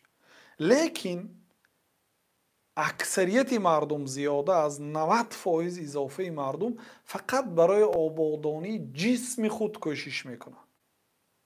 مثلا 10 ساعت 12 ساعت مهنت میکند برای پول یافته سر و لباس پوشیدن و خوردن و زندگی کردن. یعنی 10 ساعت 12 ساعت برای آبادانی جسم وقت صرف میکند، برای آبادانی روح 1 ساعت هم وقت صرف نمیکنم. 1 ساعت وقت صرف کردگی آدم خوب حساب میشه در این زمانه. یعنی 1 ساعت اقلا سخن الله شنود، سخن پیغمبر صلی الله علیه وسلم شنود. بهترین عمل علم آموزی هست برادر. حتی دهقان باشد بگذار تاجر باشد، بگذار یک کارگر عادی باشد، 1 ساعت 2 ساعت از 24 ساعتی شبانه روزیتان برای علم وقت جدا کنید. چون که اهل دوزخ روز قیامت میگن که لو كنا نسمع و نعقل ما كنا فی اصحاب السعیر. ما اگر در دنیا میشنیدیم و میفهمیدیم امروز ما دوزخی نمیشدیم. بنابراین برای فرزنداتون فقط خوردن و نوشیدن و پوشانیدن و خانه‌دار کردن نه وظیفه شما. امام بخاری میگه که باب تعلیم الرجل اهله و امته، باب درباره اینکه مرد باید اهل خانواده خود را تعلیم دهد. تعلیم الرجل امته و اهله، حتی اگر زمان غلامداری بود غلامهاش هم باید تربیه کند، شریعت آموزد. هر یک پدر هر یک مادر وظیفه دار است که برای فرزندانش تربیه دهد. این خوراندن و پوشیدن، اگر شما والله اگر وفات کنید فرزنداتون یتیم میماند، اونا الله تعالی برای دیگرها خدمت یتیم واجب کرده است. لباس میپوشند، زندگی میکنند، حساباشون میآورند، لیکن اساس تربیه. بنابراین اکثری وقت را باید برای تربیه وقتها، برای تربیه فرزندان جدا کنید برادر عزیز. این برنامه های ما هم انشالله به قدر امکان برای تعلیمات مردم است که همش توصیه هست چگونه باید یعنی طبق شریعت زندگی کنیم. انشالله یه برنامه میکنیم در نام آن برنامه عملی شبانه روزی هست. عملی شبانه روزی یعنی سحر وقتی که چشم خود را گشادید یکمین عمل باید چیکار کنید، دومین عمل باید چیکار کنید، سومین عمل باید چیکار کنید. به ترتیب اسلوب حیات سالم، حتی انشالله درباره خوردن طعامهای سالم و حیات گذرانیدن با چی کارها مشغول شویم، غیر از مهنت غیر از کار با چی کارها را انجام دهیم تا اینکه حیات ما حیات بهترین باشد. برای این انشالله طبق قرآن و سنت برنامه های میکنیم. عملی شبانه روزی را برای شما انشالله بیان میکنیم. خب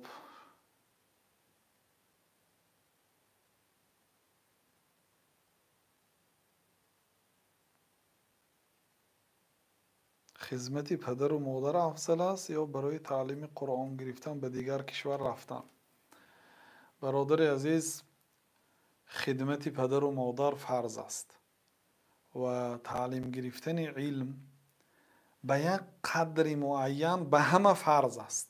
یعنی هر یک بنده مومن باید احکام شریعت را آموزد. مثلا عقیده مستحکم درباره جنت، درباره دوزخ، درباره الله تعالی، درباره قیامت، درباره پیغمبر، درباره کتاب، درباره قرآن، یه معلومات مختصری عقیدوی داشته باشه. ما یک کتاب داریم با نام اصول اعتقاد، شاید در 30 دقیقه خوانده شوید. میتوانید برای فرزنداتون تعلیم دهید. در همین گروه تلگرامی ما زیر همین نوارها تلگرام هست، در همین کانال ها، در همون تلگرام کتاب اصول اعتقاد به شکل الکترونیش هست. گیرید برای فرزنداتون خوانید. یعنی این یک نوع عقیده مختصر همین قدر اعتقاد داشتن یا احکام نماز رو دانستن، احکام طهارت رو دانستن، احکام اگر زکات دهنده باشید احکام زکات را دانستن، خرید و فروش میکنید کدام نوع خرید و فروش ها برای شما حرام است کدامش حلال است، اینا فرض است برای تمام مسلمان ها. شرط نه برای این فقط برای طالب علم ها یا برای ملا ها، نه، این برای همه فرض است. لیکن مثلا علم زیادتی گرفتن، معنای قرآن را پورا دانستن، علم تفسیر، علم حدیث، علم عقیده، علم تاریخ، مثلا علم مصطلح الحدیث، علم اصول فقه، اصول تفسیر، علم میراث، مثلا این علم ها فرض کفایه هست. یعنی در یک شهر یک نفر دو نفر اگر علم داشته باشد از دیگرها ساقط میشد. لیکن بینید که برای شما امکانیتی طلب علم کردن دارید، ملکه علم آموختن، حفظ خوب، فهم خوب دارید، شرایط طلب علم کردن دارید، در این حالت پدر و مادر را راضی کنید، دعای آنها را گیرید، یعنی آنها را راضی کرده حرکت کنید، به طلب علم سفر کنید. یعنی در این حالت هم پدر و مادر راضی میشن، هم علم میگیره. لیکن به اجازتی پدر و مادر و آنها را در غضب گذاشته به طلب علم رفتن هم کاری خوب نیست، مگر در حالتی که اگر طلب علم برای شما فرض باشد، فرض عین شده باشد. مثلا در همین کشور یگان انسان طلب علم نمی کند، یگان انسان علم ندارد، همه بی سواد هستند، در این حالت برای شما فرض عین میشه. در این حالت هم باید پدر و مادر احترامشون را به جا بیارید، آنها را خوشرو راضی کرده به طلب علم سفر کنید. خب اگر ندانسته ایپوتک گرفته باشی، بعد فهمی که خطا کردی لیکن امکانیت صاف کردن رو نداشته باشی، چی میشه؟ الله از شما راضی باشه. الله از شما راضی باشه. مسئله ایپوتک ما در یکی از صحبت ها گفته بودیم، هزارها مراتب سوال هست، هر روز هم میشد. واقعا مسئله که میخواهیم در آید این مسئله یک 2 ساعت صحبتی وسیع داشته باشیم. اصل حرام است برادرها. کسی که مثلا فتواهای سبک گیرنده ها را اجرا میکند، به فتوای سبک ها کار میکند. فتواهای سبک ما گفتیم در همه چی فتوا یافتن ممکن است. او مردم میگن که روایتش مییابد گفته. لیکن همین سوال های شما هم خودش یک نوعی در دل شما برای چی شبهه شد؟ برای چی سوال میدید که ایپوتک حلال است یا حرام است؟ اگر این 100 فایز یک چیزی حلال میشد اینه نمیپرسیدید. اصل حرام است.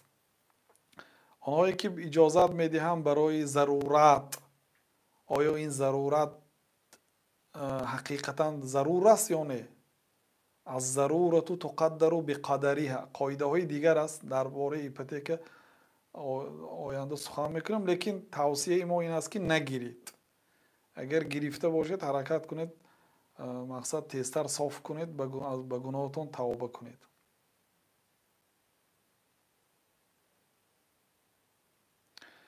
انسان اگر عمل کفر یا شرک کند و بعد توبه کند، الله میبخشد در دنیا، اما در آخرت نمیبخشد. اگر شرک کند و توبه نکرده از دنیا گذرد، بعد الله تعالی نمیبخشد. اما در دنیا صحابه ها اکثرشان مشرک بودند.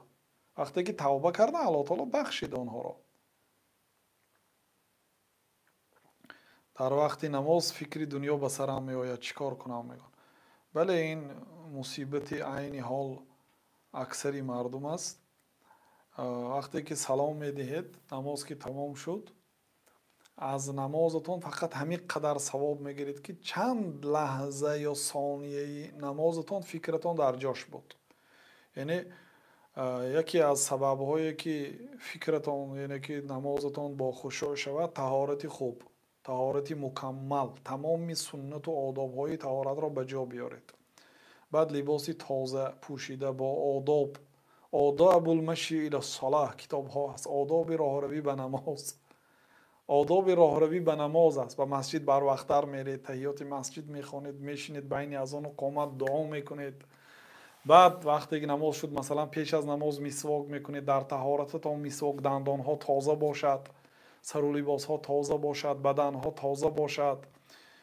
و وقتی که به نماز میایستید شما فکر کنید که به نزد پادشاه در آمدید. اکنون باید از پادشاه حاجت و طلبات خود را بپرسید. چه خیلی می ایستید در پیش پادشاه؟ الله تعالی پادشاه پادشاه ها هست. همین خیلی تصور کنید و نگذارید که شیطان فکری شما را به دیگر طرف برد. بنابراین بعد سلام علیکم و رحمت الله سلام علیکم و رحمت الله اولین کلمه ای که جناب رسول الله صلی الله علیه و سلم میگفتن استغفر الله استغفر الله استغفر الله. برای چی؟ برای کمبودی های نماز.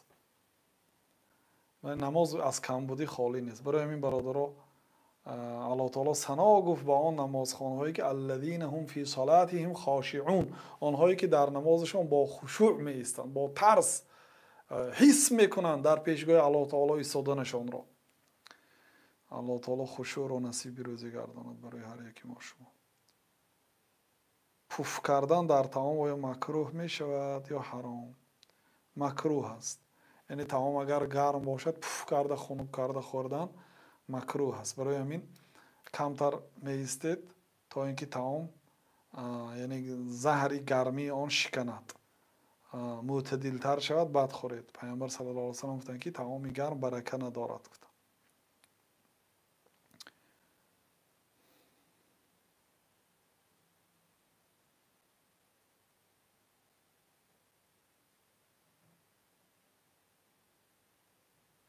سوالها تیز به بالا میرد کو. خب نمیشد قاپیده کو.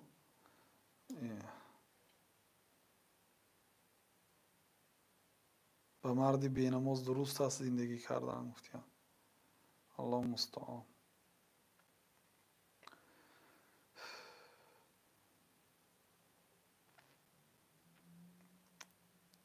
حرکت کنید اصلا دختراتون رو به بینماز ندهید. حق دارید که زنی که مثلا شوهرتون بینماز است مثلا همراهش اطاعتش نکنید در مسئله های تا اون دمی که نماز نخواند. خب ختنه کردن کودکان در خارجه از جانب دختران غیر مسلمان جایز است؟ بله جایز است. در بعضی کشورها سبحان الله یهودا چی میکردن؟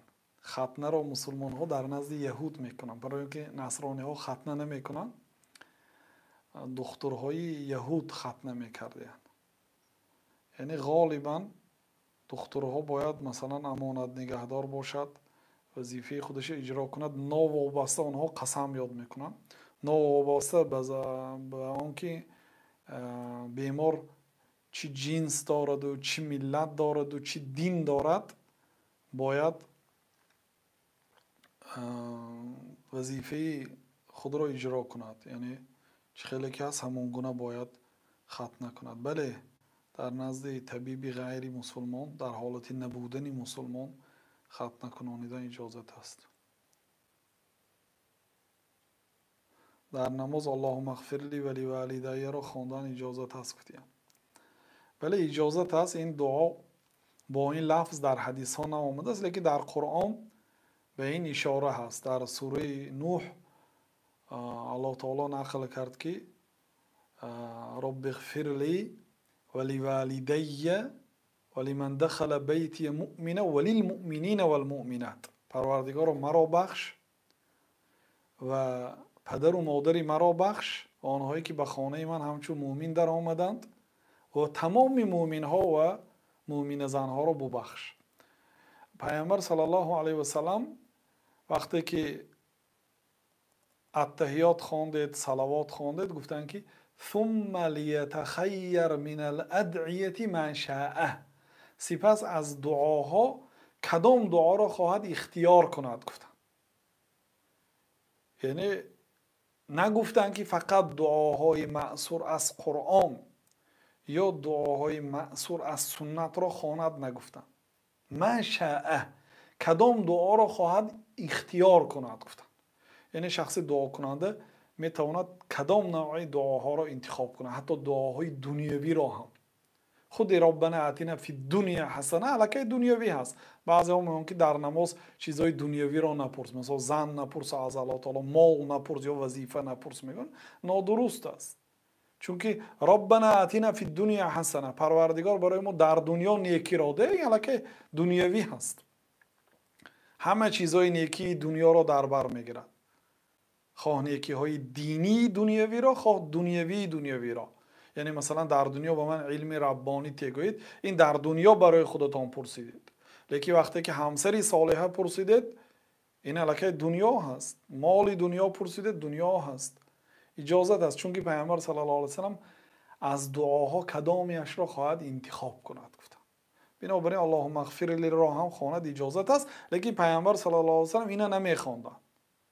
پیامبر صلی الله علیه و سلم اجازت عام دادن و اللهم انی اعوذ بک من عذاب جهنم و من عذاب القبر و من فتنه المحیا والممات و من شر فتنه المسیح الدجال. بعضی علما میگن ترک نمیکردن. بنابراین بعضی علما گفتن واجب است پیش از سلام ای الله من از شر جهنم، از بدی جهنم و من از وارد شدن به جهنم و از عذاب قبر و از فتنه زندگی و مردن و از فتنه مسیح دجال به تو پناه میطلبم. از این 4 چیز پیش از سلام یعنی که پناه میطلبیدن. و اینچنین اللهم اعنی علی ذکرک و شکرک و حسن عبادتی که ترک نکن گفته وصیت کردن به حضرت معاذ. معاذ از دستش گرفتن گفتن که ای معاذ قسم به نام الله تعالی من تو را دوست می‌دارم. بعدی نماز یعنی در آخری نماز پیش از سلام اللهم اعنی علی ذکرک و شکرک و حسن عبادتک رو ترک نکن. هیچگاه ترک نکن. من تو را دوست می‌دارم. یعنی به شخص دوست داشتشان چون این توصیه کردن. بنابراین این دعاها را کنید و واقعا اگر به تمام مسلمان ها گناه تمام مسلمان ها، مسلمان زن ها، مومن ها، مومن مرد ها را ببخش، زنده های آنها را و مرده های آنها را گویید، به عدد مسلمان ها اجر میگیرید.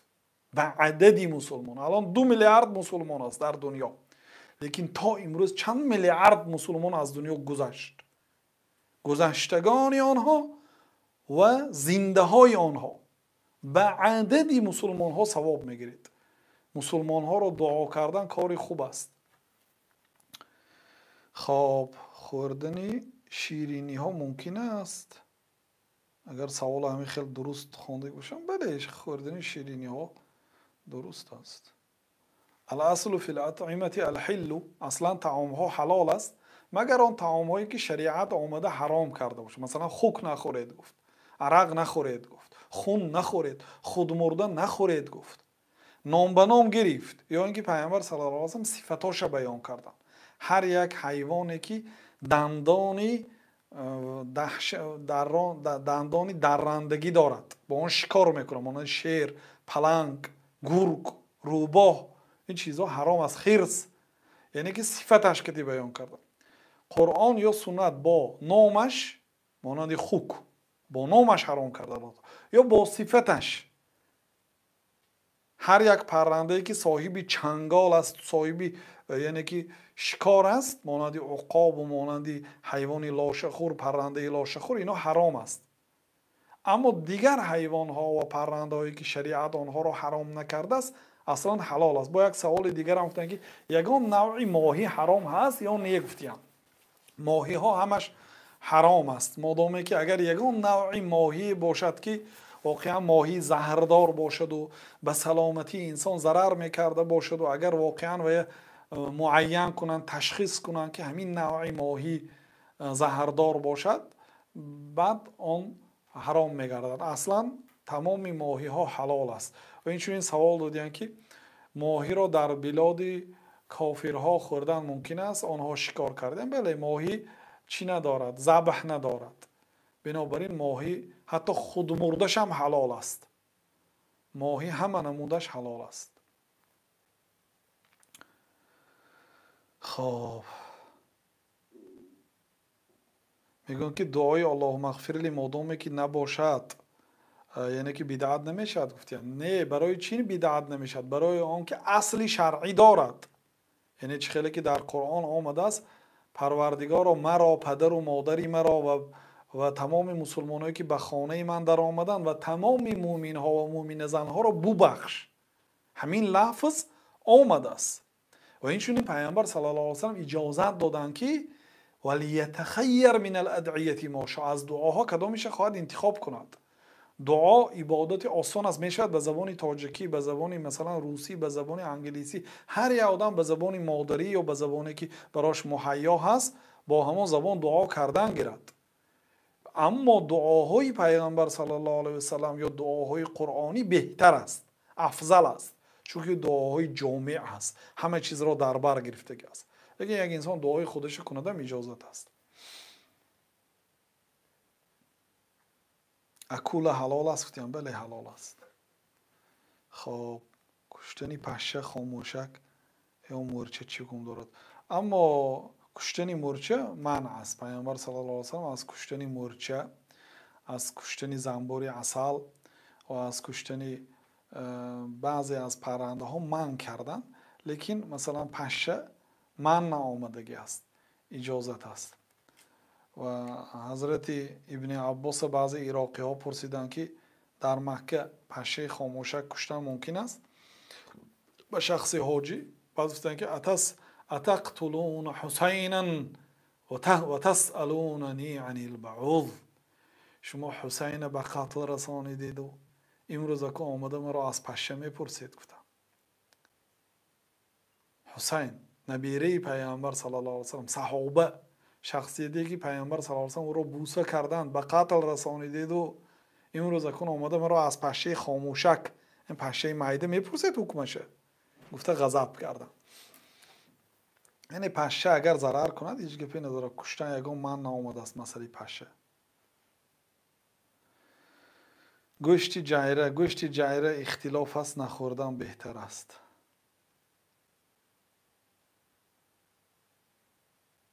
تیز میرد کو شلیستوینه کیتا پرسیدن، کیتا جواب دادم.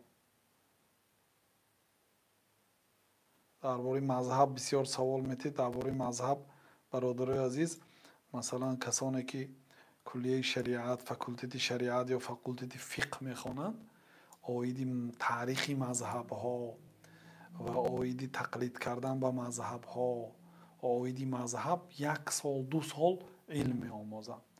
یعنی من جانبداری به بعضی سوال ها جوابی کوتاه دادن نیستم، برای اون که مردمی که تماشا میکنند وزن علم هاشون یک خیله نیست. اینجا همه صنفی مثلا کرسی 4 دانشگاه نیست، یا همه دکتر و پروفسور نیست، یا همه مثلا صنف 11 نیست که به همه یک خیل گپ زده شد. واقعا مشکل است. ولی بعضی برادرها ساده تر گپ زن که کسانی که تو رو تماشا میکنند همش شخصیتایی که در دست بیل و کلند و چی شپاتل دارند. یعنی که نمیفهمد گپاته، ساده تر گپ زن. برای همین این مسئله مذهب، بعد مسئله مذهب همه نمیفهمد. بنابراین الله تعالی در قرآن کریم به آدم‌های عامی چی گفته است؟ فاسألوا اهل الذکر ان کنتم لا تعلمون. اگر شما نمیدانید اهل علم بپرسید. خب کدام نوع اهل علم را بپرسیم؟ آن اهل علم را بپرسید که در علم و در امانتش باوری دارید. همین دو صفتش به باوری داشته باشید. بنابراین هر یک شخص عامی هم در نوبت خود مجتهد است. میگن بعضی عالم ها، نه فقط عالم ها مجتهد است، عامی هم مجتهد است. برای چی؟ مثلا 2 آدم علمدار است، یک آدم عامی، یک آدم دهاتی کلخاسچی، از همین 2 داملا کدامش میپرسد؟ میگوید که در نظر من میگوید فلانچی داناتر است، میگوید اجتهاد میکند. او هم عامی هم در نوبت خود مجتهد است، در اختیار مجتهد گفتن، چون که از 2 نفر فتوا دهنده 1 نفرش انتخاب میکنه. میگوید که فلانی در نظر من از فلانی دیده علم دارتر، 1 دویمش امانت نگهدارتر. همین 2 صفت باشد. برای اینکه یک آدم اگر علم دارد و امانت نگهدار نه، یعنی طبق علمش فتوا نمیتید، علمش بجا میکند. برای چی؟ برای اینکه میترسد حاضر اگر همین فتوای تیم من زندان میکنن، یا من حجر میکنن، یا این میکنن یا آن میکنن، یا من فلانی میگوین یا یگان تهمت میکنن، گفته میترسد و خلاف علمش فتوا میتید. او علم دارد و میداند حکم مسئله را، لیکن وی بجا میکند. از ترس منصب، از ترس پول و مال یا از ترس خفه شدن فلانی. بنابراین میگن که آدمی که علم دارد، عالم هست یا اهل علم است، باید آدمی مستقل باشد، از جانب یگان شخص یا یگان دولت یعنی که وابسته نباشد، خاطر آنها را دیده فتوا نتید، آزاد باشد، موافق علمش فتوا تید، آن چیزی که میداند همین فتوا تید. این امانت است. مثلا بعضی ها میگن که به تو به علم خیانت کردی. میگن به علم خیانت کردن یعنی چی؟ خلاف قرآن سخن کردن، خلاف حدیث سخن کردن، چیزی که عالم نگفته است. مثلا امام ابو حنیفه رحمت الله علیه نگفتیاند و اگر من بیام و گم که همین سخنی امام ابو حنیفه هست، گم من به خیانت به علم، خیانت به امام ابو حنیفه کردم. یا همین سخن امام ابو حنیفه گفته باشن و من بجا کنم و گویم که این سخن گویا سخنی من باشد، از نام خودم نقل کنم، سخن به صاحبش نسبت ندهم، اینم خیانت است.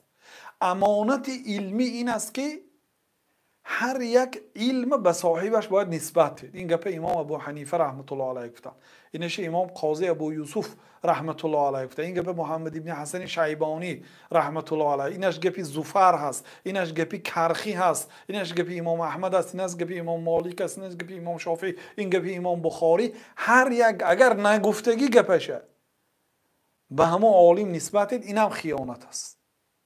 اگر گفتگی گپشه بجا کنید، اینم خیانت است. اگر قصداً بجا کند اگر عذر نداشته باشد. بعضی آدم ها عذر داشتن نامی بعضی عالم ها را نمی گرفتند و بعضی علما رحمت الله علیهم گفته چی میکردن، لیکن نسبت میدادن که این سخنی من نیست. گفته این ممکن نه، این امانت علمی بیرام میشه اگر سخن دیگر کسی از نام خودتان گویید. سپس این است که سال در یک مسئله دو عالم سخن کرده باشد، یکش مثلا امام ابو حنیفه سال 80 هجری به دنیا آمده، سال 150 هجری از دنیا گذشته. دویمش یک عالم مثلا شوکانی سالهای 1200 هجری زندگی کردگی، یعنی که بعد 1100 سال امام ابو حنیفه آمدگی. همین سخن هم امام ابو حنیفه گفته که هم شوکانی. در این حالت باید سخن امام ابو حنیفه نقل کرده شد، سخنی متقدمه. بله همین مسئله در زمانهای قدیم نباشد. مثلا سیگارت در زمانهای امام ابو حنیفه نبود که ما از امام ابو حنیفه نقل کنیم. مجبور هستید آن آدمایی که بعد زمان سیگارت به دنیا آمدند یا مواد مخدر تا سال 600 هجری نبود. اولین عالمی که آیدی حشیش، بنگ، آیدی تمام انواع مواد مخدر سخن کرد در کتابها تا جایی که میدانیم این شیخ الاسلام تقی الدین احمد ابن تیمیه هست. تا اون زمان نبود.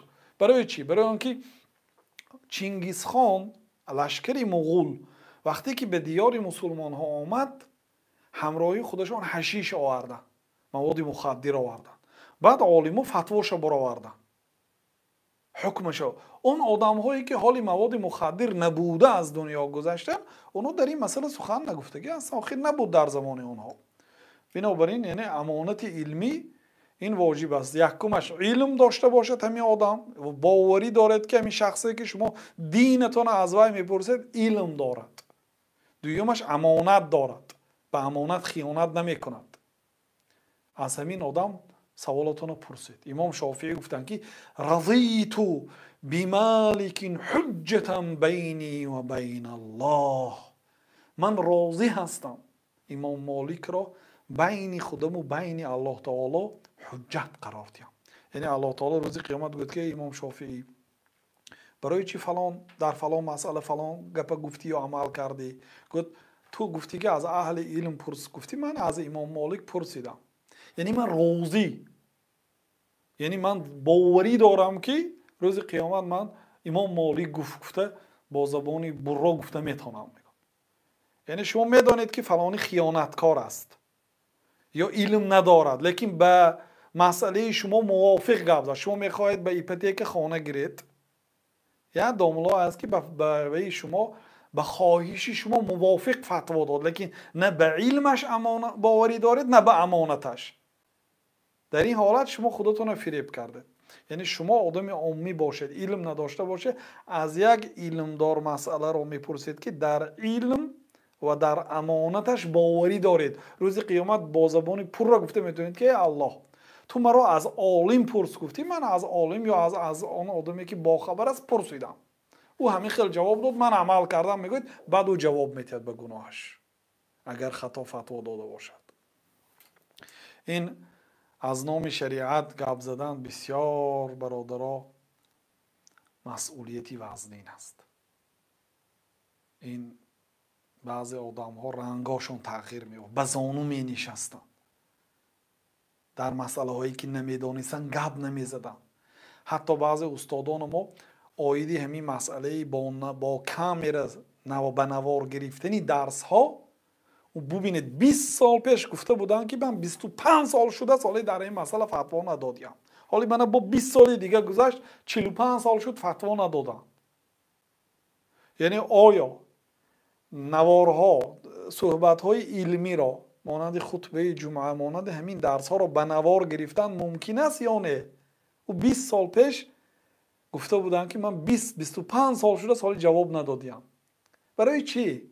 برای اینکه در مسئله های نو سراسیمه شدن این منهج اهل علم نیست. برای چی؟ برای اینکه آنهایی که فوتوآپارات حرام گفتند وقتی که فوتوآپارات نو برآمد رسم گرفتن حرام است گفتند. کسایی که حرام گفت کمک چند سال نگذشته گشته حلال گفتند و گشته صورت‌های خودشان در گزیته‌های ژورنال‌ها برآمد. روزنامه‌نگارهای ژورنالیست‌ها آمده صورت‌هاشون گرفتن چاپ کردن در گزیته‌ها، همه جا رسماشون برآمد، بعد فتوا دادن که جایز است گفته. بنابراین بعضی علما در مسئله‌های معاصر، مسئله‌هایی که نو برآمد خودداری می‌کردند تا آن زمانی که مسئله کشاده شود، به 100% معلوم شود حرام بودنش یا حلال بودنش. خیلی نه که امروز برآمده به مردم یک چیز حرام گویید، پگه برآمده بدی یک سال با حلال گویید. خیلی نه، این شریعت و مسئولیت است. و ان تشركوا بالله ما لم ينزل به سلطانا و ان تقولوا على الله ما لا تعلمون. ببینید شرک الله تعالی از بی علم گپ زدن بر وقتتر گرفت. الله تعالی برای شما فاحشگی را حرام کرد، گناه ها را حرام کرد، ظلم را حرام کرد، گناه های از پایین بیان کرده آمد و در چهارمینش گفت که ان تشركوا بالله ما لم ينزل به سلطانا، اینکه به الله تعالی شریک بیارید یک چیزی را که دلیل نیست برای خدا بودن او، اون قرار دهید مانند الله تعالی و پرستش کنید، این از همه گناه کلان است. در پنجمینش در آخرش گفت که و ان تقولوا علی الله ما لا تعلمون، و از نام الله تعالی بی علم گپ زنید. از همه گناه کلان از نام الله بی علم گپ زدن. الله حرام کرد، الله حلال کرد، این مستحب است، این مکروه است. گفته وقتی که گپ میزنید این از همه گناه کلان. این برادرها از همه بعد پیغمبرها آدمی خوب عالم است، لیکن از همه بدترین آدم این با عالم است اگر کمک خطا رود.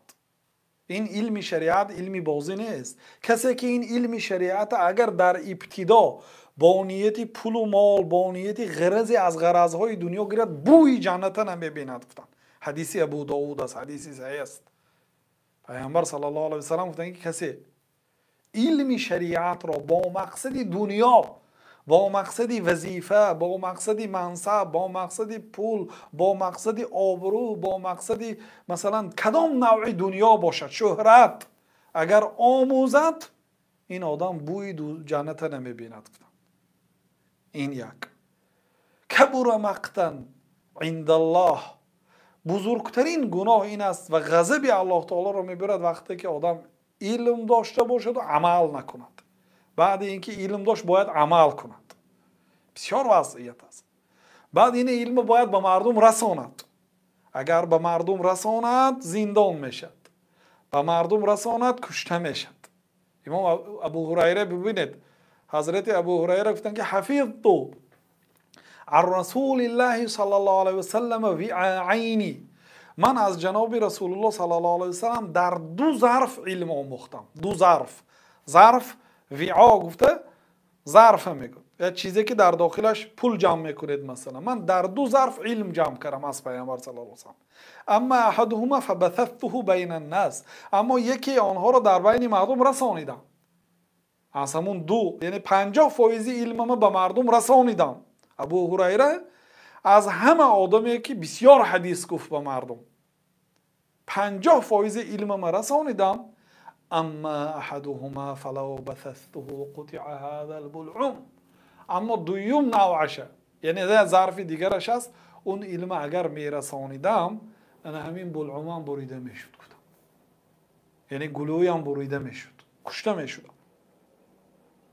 این علم با اهل علم آسان نیست برادرها.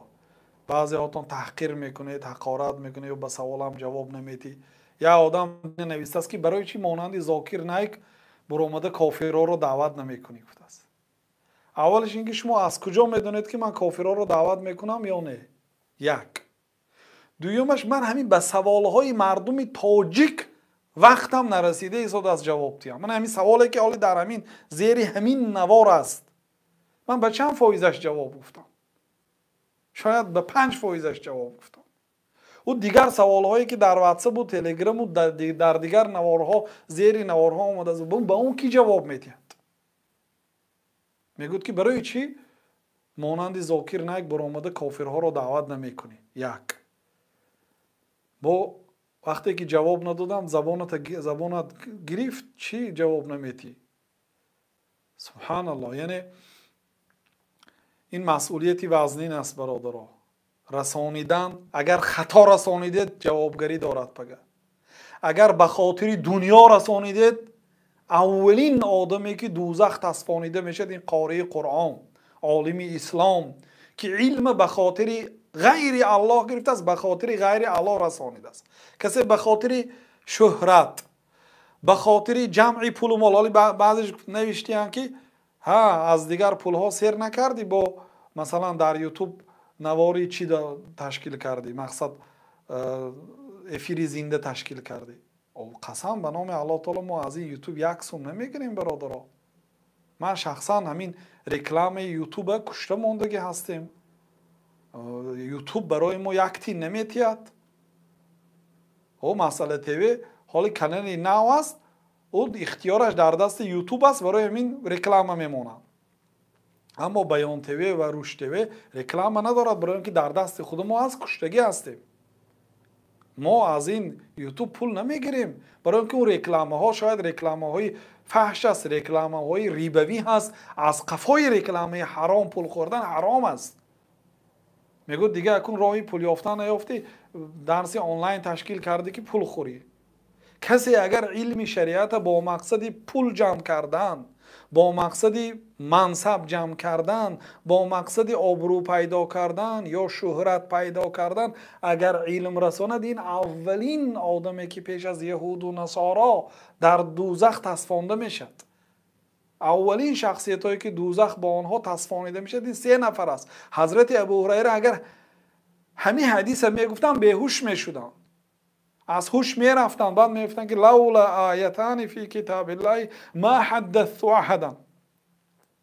اگر در قرآن 2 آیت نمیشد ما حدیث نمیگفتم. کسی که به مردم شریعت نمیرسوند او هم لعنتی هست. سبحان الله. ببینید اگر علم شریعت به خاطر غیر الله آموزید بوی جنت نمیبینید. شریعت وقتی که آموختید اگر عمل نکنید غضب الله بر شما هست. وقتی که شریعت آموختید باید به مردم رسانید. اگر عمل نکنید به مردم نرسانید وای بر حال شما. اگر رسانید و به خاطر الله نرسانید باز شما اولین آدمی که در دوزخ میسازید. اگر رسانید و خطا رسانید با عذاب. با وجودی همین هر روز حقارت، دشنام، لعنت میشنوید. مقصد این مسئولیتی وزنین است برادرای عزیز. برای چی مانند ذاکر نایک یک کمتر علم آموزید برادر، کمتر یک اسلوب سوال، یک فهم گیرید، اینقدر بی سواد نمانید برادرها. 1 ساعت 2 ساعت برای علم آموختن جدا کنید. حتی آخر کمتر زبان تاجیکی ادبی رو هم آموزید. سوالهاتان نافهما هست، به لهجه سوال ننویسید، سوالها رو فهما نویسید که دیگرها هم فهمند. کمک یعنی یک علمی معتدل اقلا باید داشته باشید. برای این میتوانید مثلا حتی همین اخباری به زبان تاجیکی رو هم گوش کنید، 10 مراتب 20 مراتب برآمد یک آدم گوش کنید میفهمید. یعنی زبان ادبی باشدم، اگه ما هم نمیتونیم 100% با لهجه مردمی گپ زنیم، چون که اینجا مردمی گوناگون ما را گوش میکنن، باید فهمم. برای همین برادرای عزیز حرکت کنید، علم آموزید. جهل این بسیار دردی وزنین است. خب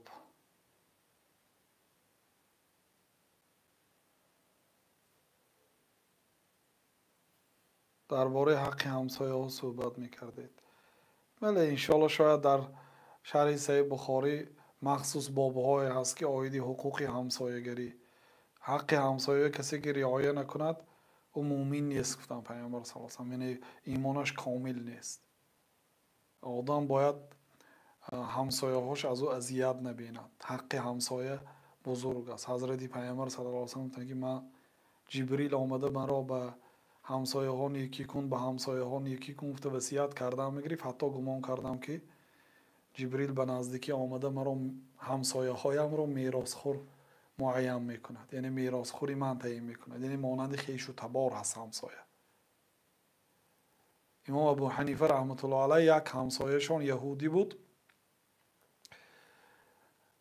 نجاست خود را به خانه امام ابو حنیفه همین خد تغری کرده مانده بود که تا اینکه اذیت دهد امام ابو حنیفه را. امام ابو حنیفه به زیر همون نجاستش یک ستیل میماندن، نجاستش که پر شد برآورده میپرتافتن، یگان مراتبه جنجال نبرداشتن و بالاخره همین خصلت های نیکشان سبب شد که اسلام آورد، یهودی اسلام آورد. و عبدالله ابن مبارک هم هر چیزی که اون کس که کم میلیونر بودن، خیلی امام ابو حنیفه هم پولداری کلام بودن، عبدالله ابن مبارک هم خیلی صاحب ثروت زیاد بودن. هر چیزی که به خانهشون خریدن به همسایه هم همان قدر میخریدن.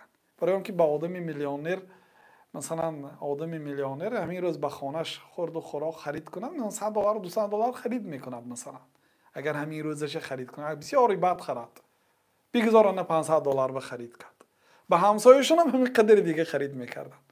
عبدالله ابن مبارک بعد وقتی که او یهودی بود همسایهشون از آن عبدالله ابن مبارک هم، بعد یک روز همسایه خانهش به فروش مانده است، خانهش 2000 دینار نرخ مانده است. 2000 دینار خانهش باشد 800 دینار یا 1000 دینار، از همه نرخی بلندیم 1000 دینار است، لیکن 2000 دینار نرخ مانده است. بعد خریدارها گفتن که آخر خانه رود به 1000 دینار می ارزد. برای چی 2000؟ گفتن که 1000 دینار حق خانه، 1000 دینار حق همسایه، چون این خانه پول میبرد. و خانه های آدمایی که مثلا در سری در قدی راه هست و در آنجا یگان مغازه ساختگی باشن و اون مغازهشون پول می آورده باشد، اون خانه نرخش بلند میشه. گفتن که 1000 دینار نرخ خانه، 1000 دینار نه حق همسایه. گفتن یعنی همسایه که یعنی در این خانه فقط زندگی میکنی، تمام خرید از بال همسایه. حتی در برای فرزنداش هر لباسی که خرید برای فرزندای این یهودی هم میخریدیم. اون مجبور شده است خانه فروختن به قرضدار بوده است، قرضدارها مجبور کردن. بعد از که خانه نرخش 2000. بعد عبدالله بن مبارک فریاد میکنن همسایه، میگن که برای چی خانه تو میفروشی؟ میگه قرض دارم. چند پول؟ میگن 2000 دینار. میگن 4000 دینار دادیم.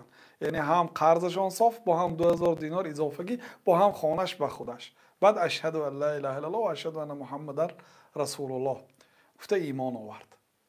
این عالما، معامله عالما با همسایه ها. اما اگر مثلا پول ندارید، با سخنی نیک، با رفتاری نیک، اگر رفتاری نیک نداشته باشید اقلا ضررتون رو نگاه دارید.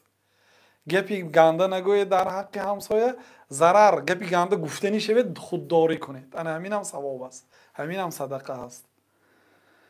خب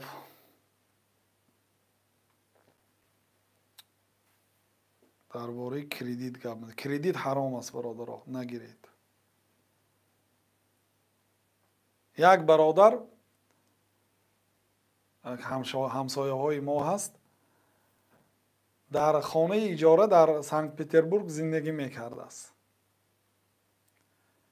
پول دارد، جای کار دارد، شرایطش خوب، طبیعتش خوب، خرسند، خوشبخت زندگی میکرده است. همه وقت پولی اضافگی دارد. کسی قرض گفته بیاد قرض میتید، به کسی مثال خیر و سخاوت میکنه. به کجا اگر مردم پول جمع کنند برای کار خیر دستی دراز داشته است. لیکن روز میرد از همون شهر سنت پتربورگ خانه میگیرد به ایپوتیک. از همان روز اعتبارا میگه پولم به نباشد، پول ایپوتیک از اجاره کمتر است.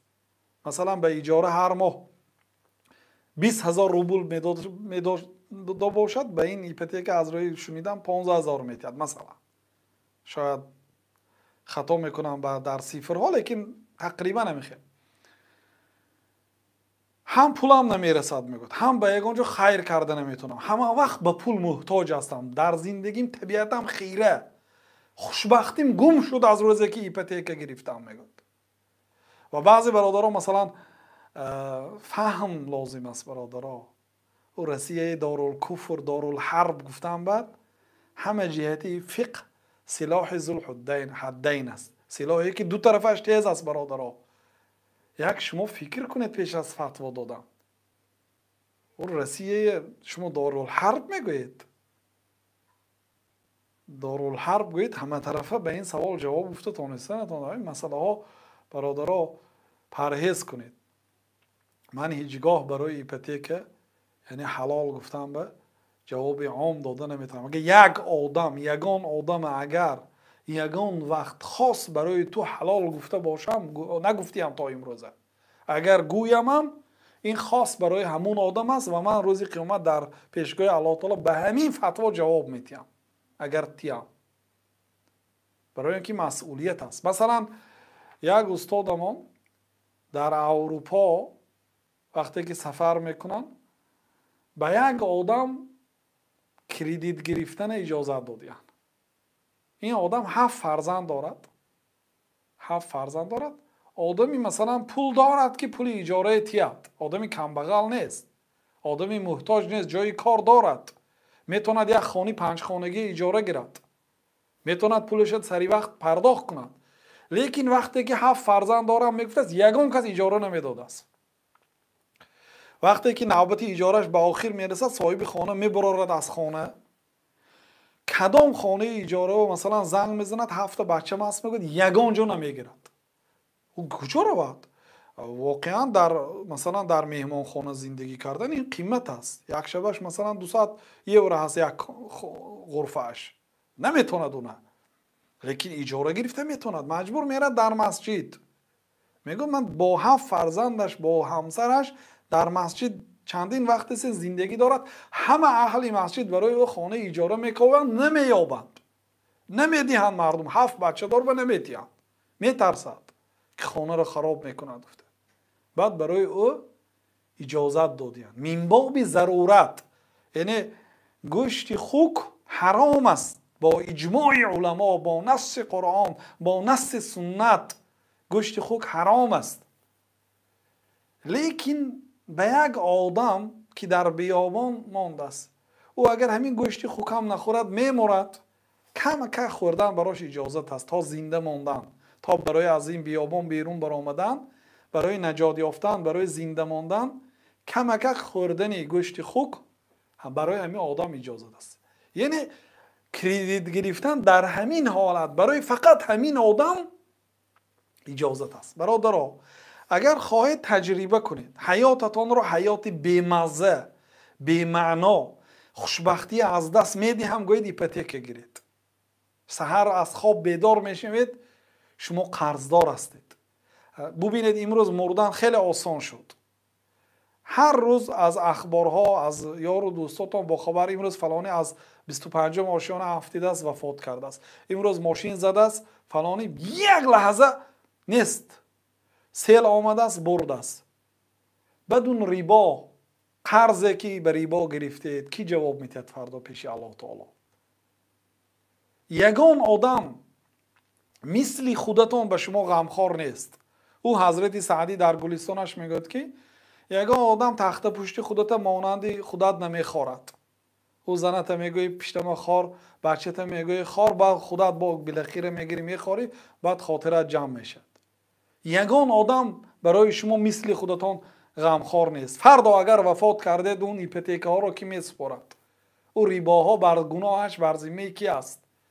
بنابراین مادامی که امروز زنده هستید، امروز مثلا به اجاره زندگی میکنید، بله وزنین است، لیکن شما حضرت علی را سخنش به خاطر بیارید. حضرت علی گفتن که کل یوم لا نعصی الله عز وجل فهو لنا عید. هر روزی که ما الله تعالی رو گناه نمیکنیم همان روز برای ما عید است. شما در اجاره نشستید لیکن شما گناهکار نیستید. خاطرتون جمع است که کسی را ریبا، پیامبر صلی الله علیه و سلم لعنت کردن ریبا خور و ریبا خورنده را. شما وقتی که از بانک پول میگیرید و به آنها ریبا رو میخورانید شما لعنت شده میشید. شما هر روز ریبا میخورانید یک کسی دیگر را. پیامبر صلی الله علیه و سلم لعنت که شاهدین، اون دو آدمی که در عقد ریبا شاهد شد اونها هم لعنتی هستند. کاتبه، آن کاتبی که همین عقد نویس او هم لعنتی هست. چی در کار برای شما این؟ حیات خود را بی‌مزه میکنید. بنابراین بگذار در همین یک کلبه اجاره زندگی کنید و قلبتون خوشبختی در قلب است. انشراح صدرتون کشاد باشد. بله مثلا کسی فتوا میتید اگر در چارچوبه شریعت باشد، لیکن من به این جواب گفته نمیتونم در پیشگاه الله تعالی. بنابراین ایپوتیک کردیت کو حرام است، ایپوتیک هم در نزد ما حرام است و حلال گفته نمیتونیم، برای آنکه چند شبهه های ریبوی و عقد های ریبوی و شرط های ریبوی دارد. لیکن اگر یک مسلمان، شما خانه خریدنی هستید، نرخ خانه 100,000 مثلا، به یک مسلمان برادرتان گفتید که این خانه رو برای من خریده ده، من خانه رو 150,000 دلار کرده در مدت 5 سال به تو تقسیم کرده، هر ماه فلانی میتیم، گویید این حلال است، 100% حلال است. این یعنی بین دو شخص اگر اجرا شود یا بین صاحب خانه و بین شما شود، اما بانکی به میانه میدراید و با شرط های ریبوی دارد، پی نمیزند و ریبا هست، این بعضی ها مثلا اشتراف میگن و جریمه میگن و به هر حال یعنی 90% علما حرام میگن. بنابراین پرهیز کنید برادران. درباره ایپوتیک گپ زدنی نبودم، ولی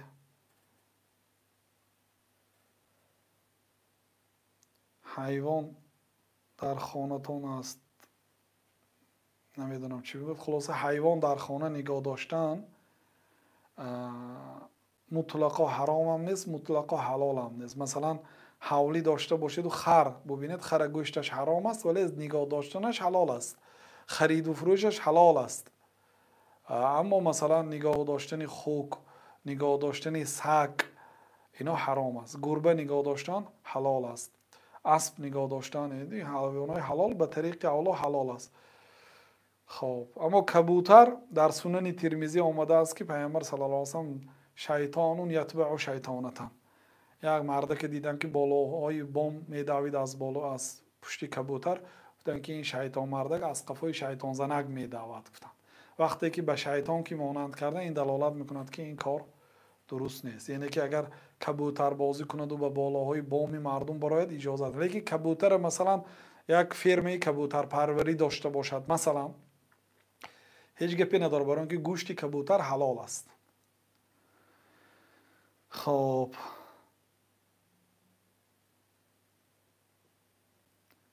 دیوانه زنش طلاق کند، طلاق می شود یا نه؟ دیوانه الله اعلم طلاقش واقع نمیشد، برای اون که دیوانه نمیداند چیزی که میگوید. حتی الله تعالی برای نماز бардошта аст.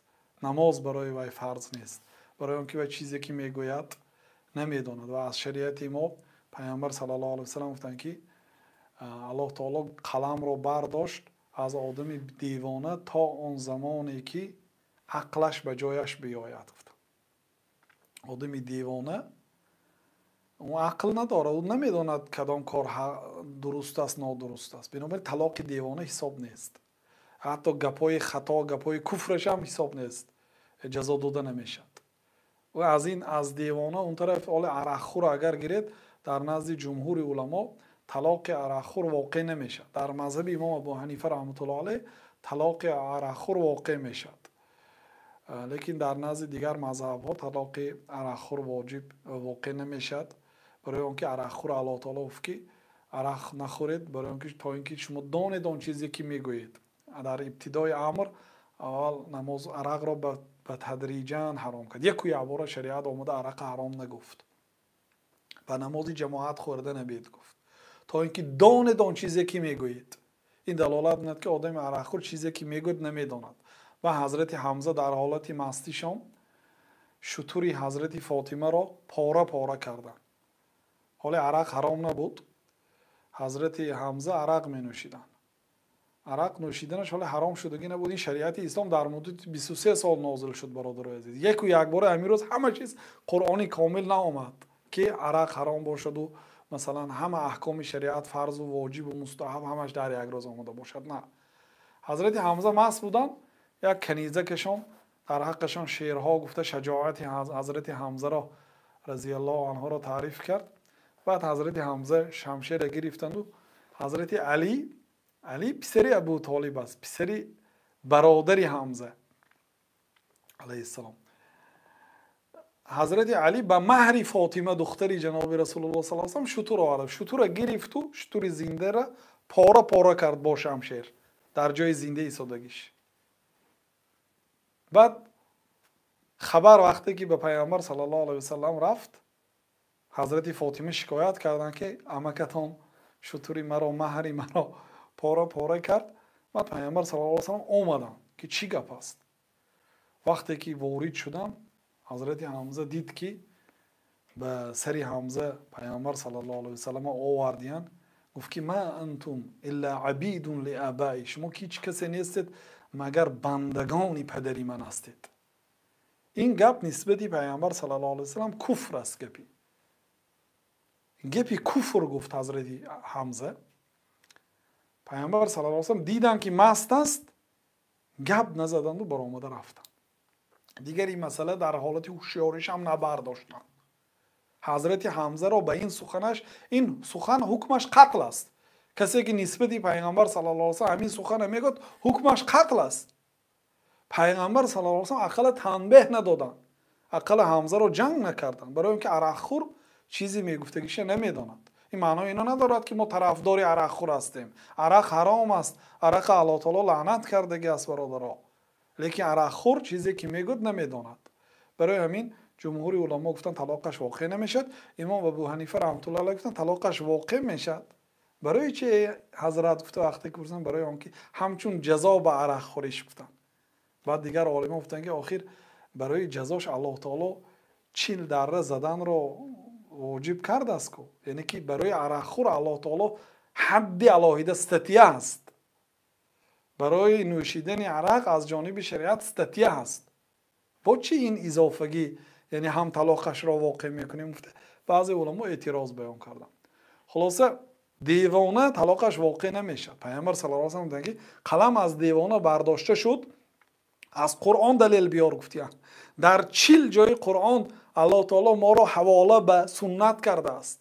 ва ма атакумур расулу фахузуҳ, ҳар чизе ки пайғамбар гуфт онро гиред. қуръон муҷмал аст. قرآن الله تعالی با پیغمبر صلی الله علیه و سلم که ای پیغمبر ما این قرآن رو برای تو نازل کردیم تا اینکه تو برای مردم بیان کنی. در قرآن نآمد از 5 وقت نماز یا نمازی بامداد 2 رکعت فرض و 2 رکعت سنت یا پیشین 4 رکعت فرض و عصر 4 رکعت فرض و شام 3 رکعت فرض. نآمد از در قرآن. قرآن حواله به حدیث کرده است. بنابراین در حدیث پیامبر صلی الله علیه و سلم این قلم، یعنی قلمی که گناه و ثواب را می نویسد، برداشته شده است از آدم دیوانه تا آن زمانی که هوشیار شود و از کودک تا آن زمانی که به بلاغت رسد. و از سیمش کی بود؟ خلاصه سیمش فراموش کردم، معروف است. خب خلاصه کلام این است که طلاق شخصی دیوانه نمی فراید همراه عائلش زندگی کردن گیرد.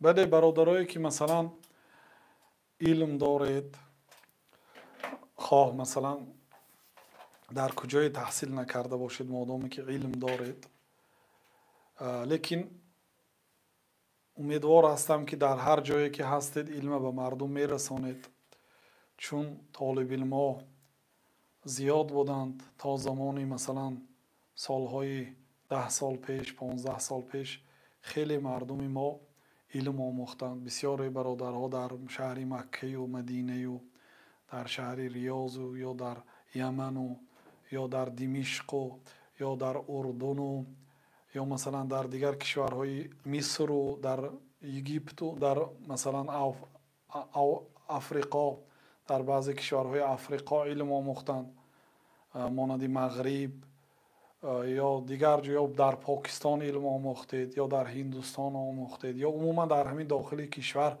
علم آموختید. برادرای عزیز، هر یکی شما را خاطر رسان میکنم که علم را به مردم رسانید به قدر امکان. یعنی که شرط نه که خیلی که بعضی ها پرسیدن، شرط نه که در یوتیوب برایت برآمد کنید یا که توانستید در کجایی که میتوانید به قدر امکان علم رسانید.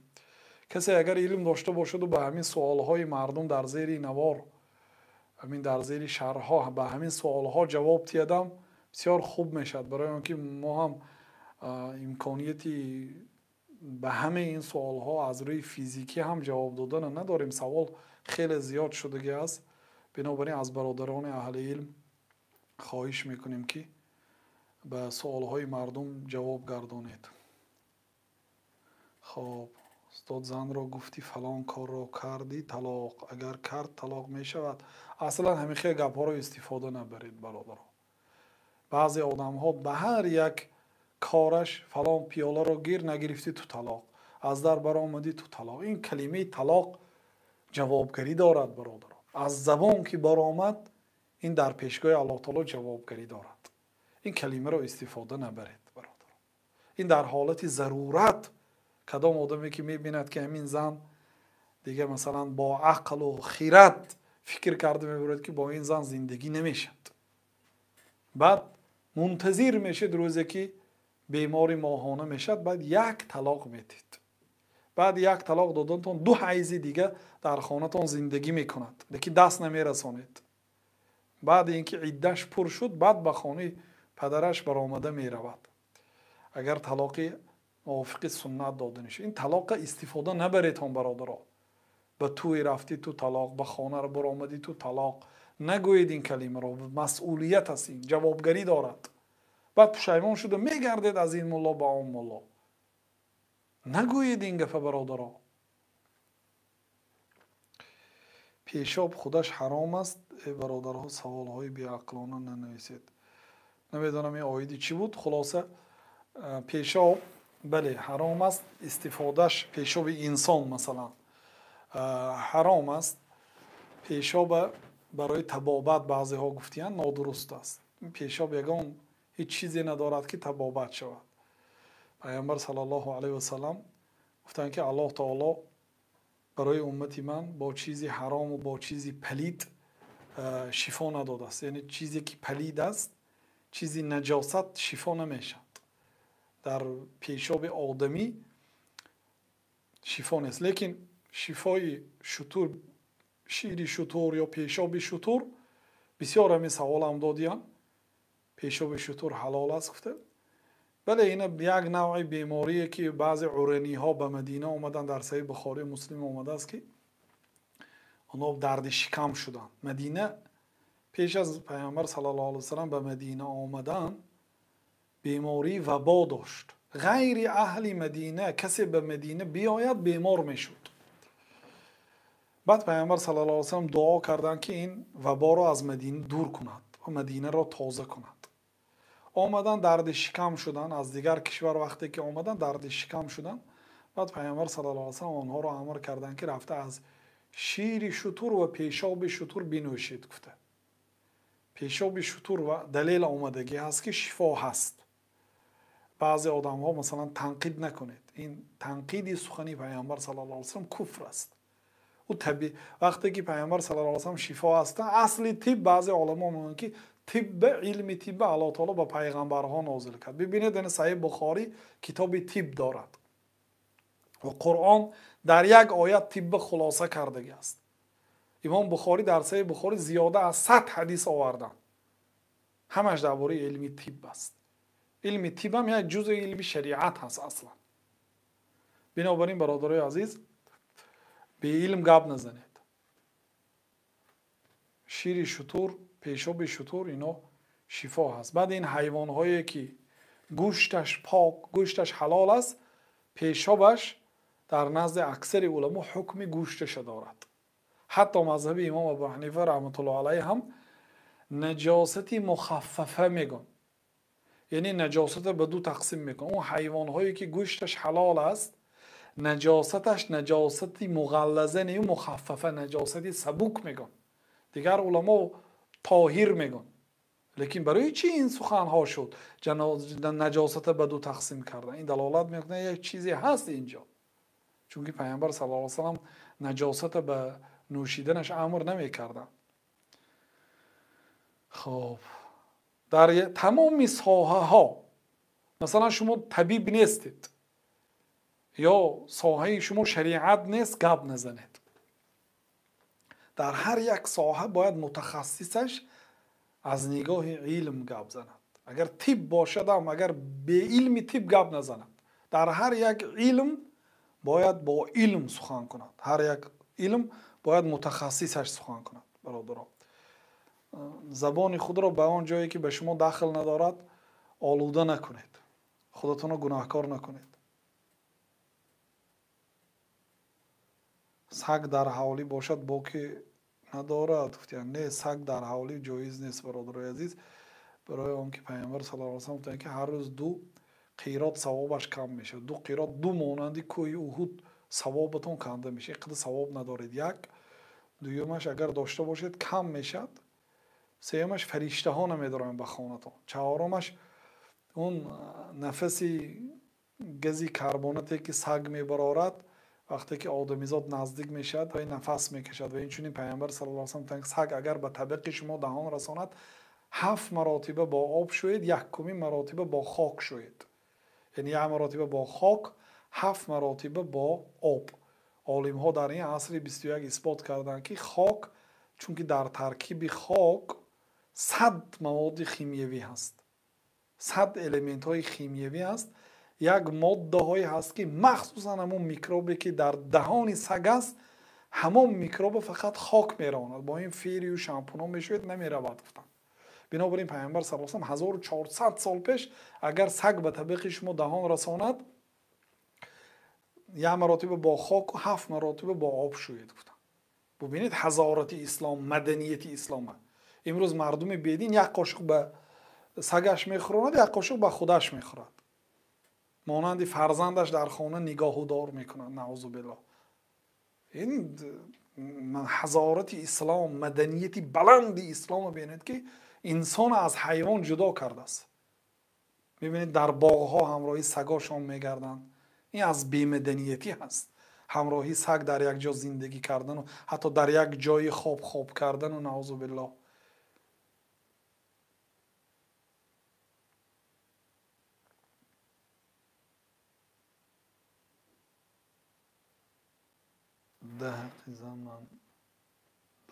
در حق زنی من دعا کنید.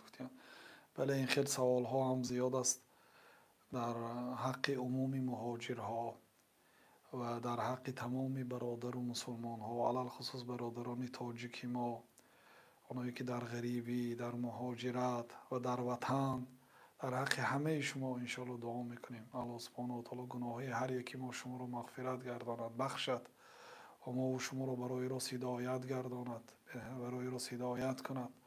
الله تعالی از آفات آسمانی و زمینی ما شما رو محفوظ دارد. الله تعالی برای راست هدایت کند، دعاهای ما شما رو اجابت گرداند، گذشتگان ما شما رو رحمت و مغفرت گرداند. آمین یا رب العالمین. اللهم صل وسلم. خیر برادرها، امید میکنیم که من 2 ساعت و 30 دقیقه شده است. امید میکنیم که به خیلی از سوالهای شما جواب گفتیم. انشاءالله فرصت که شد باز به سوالهای شما جواب میگوییم و انشاءالله اگر پیدا که کردیم برنامه هایش را به سوالهای شما طریق تلفن هم جواب میگوییم. الله اعلم و صلی الله و سلم علی نبینا محمد و علی آله و صحبه اجمعین.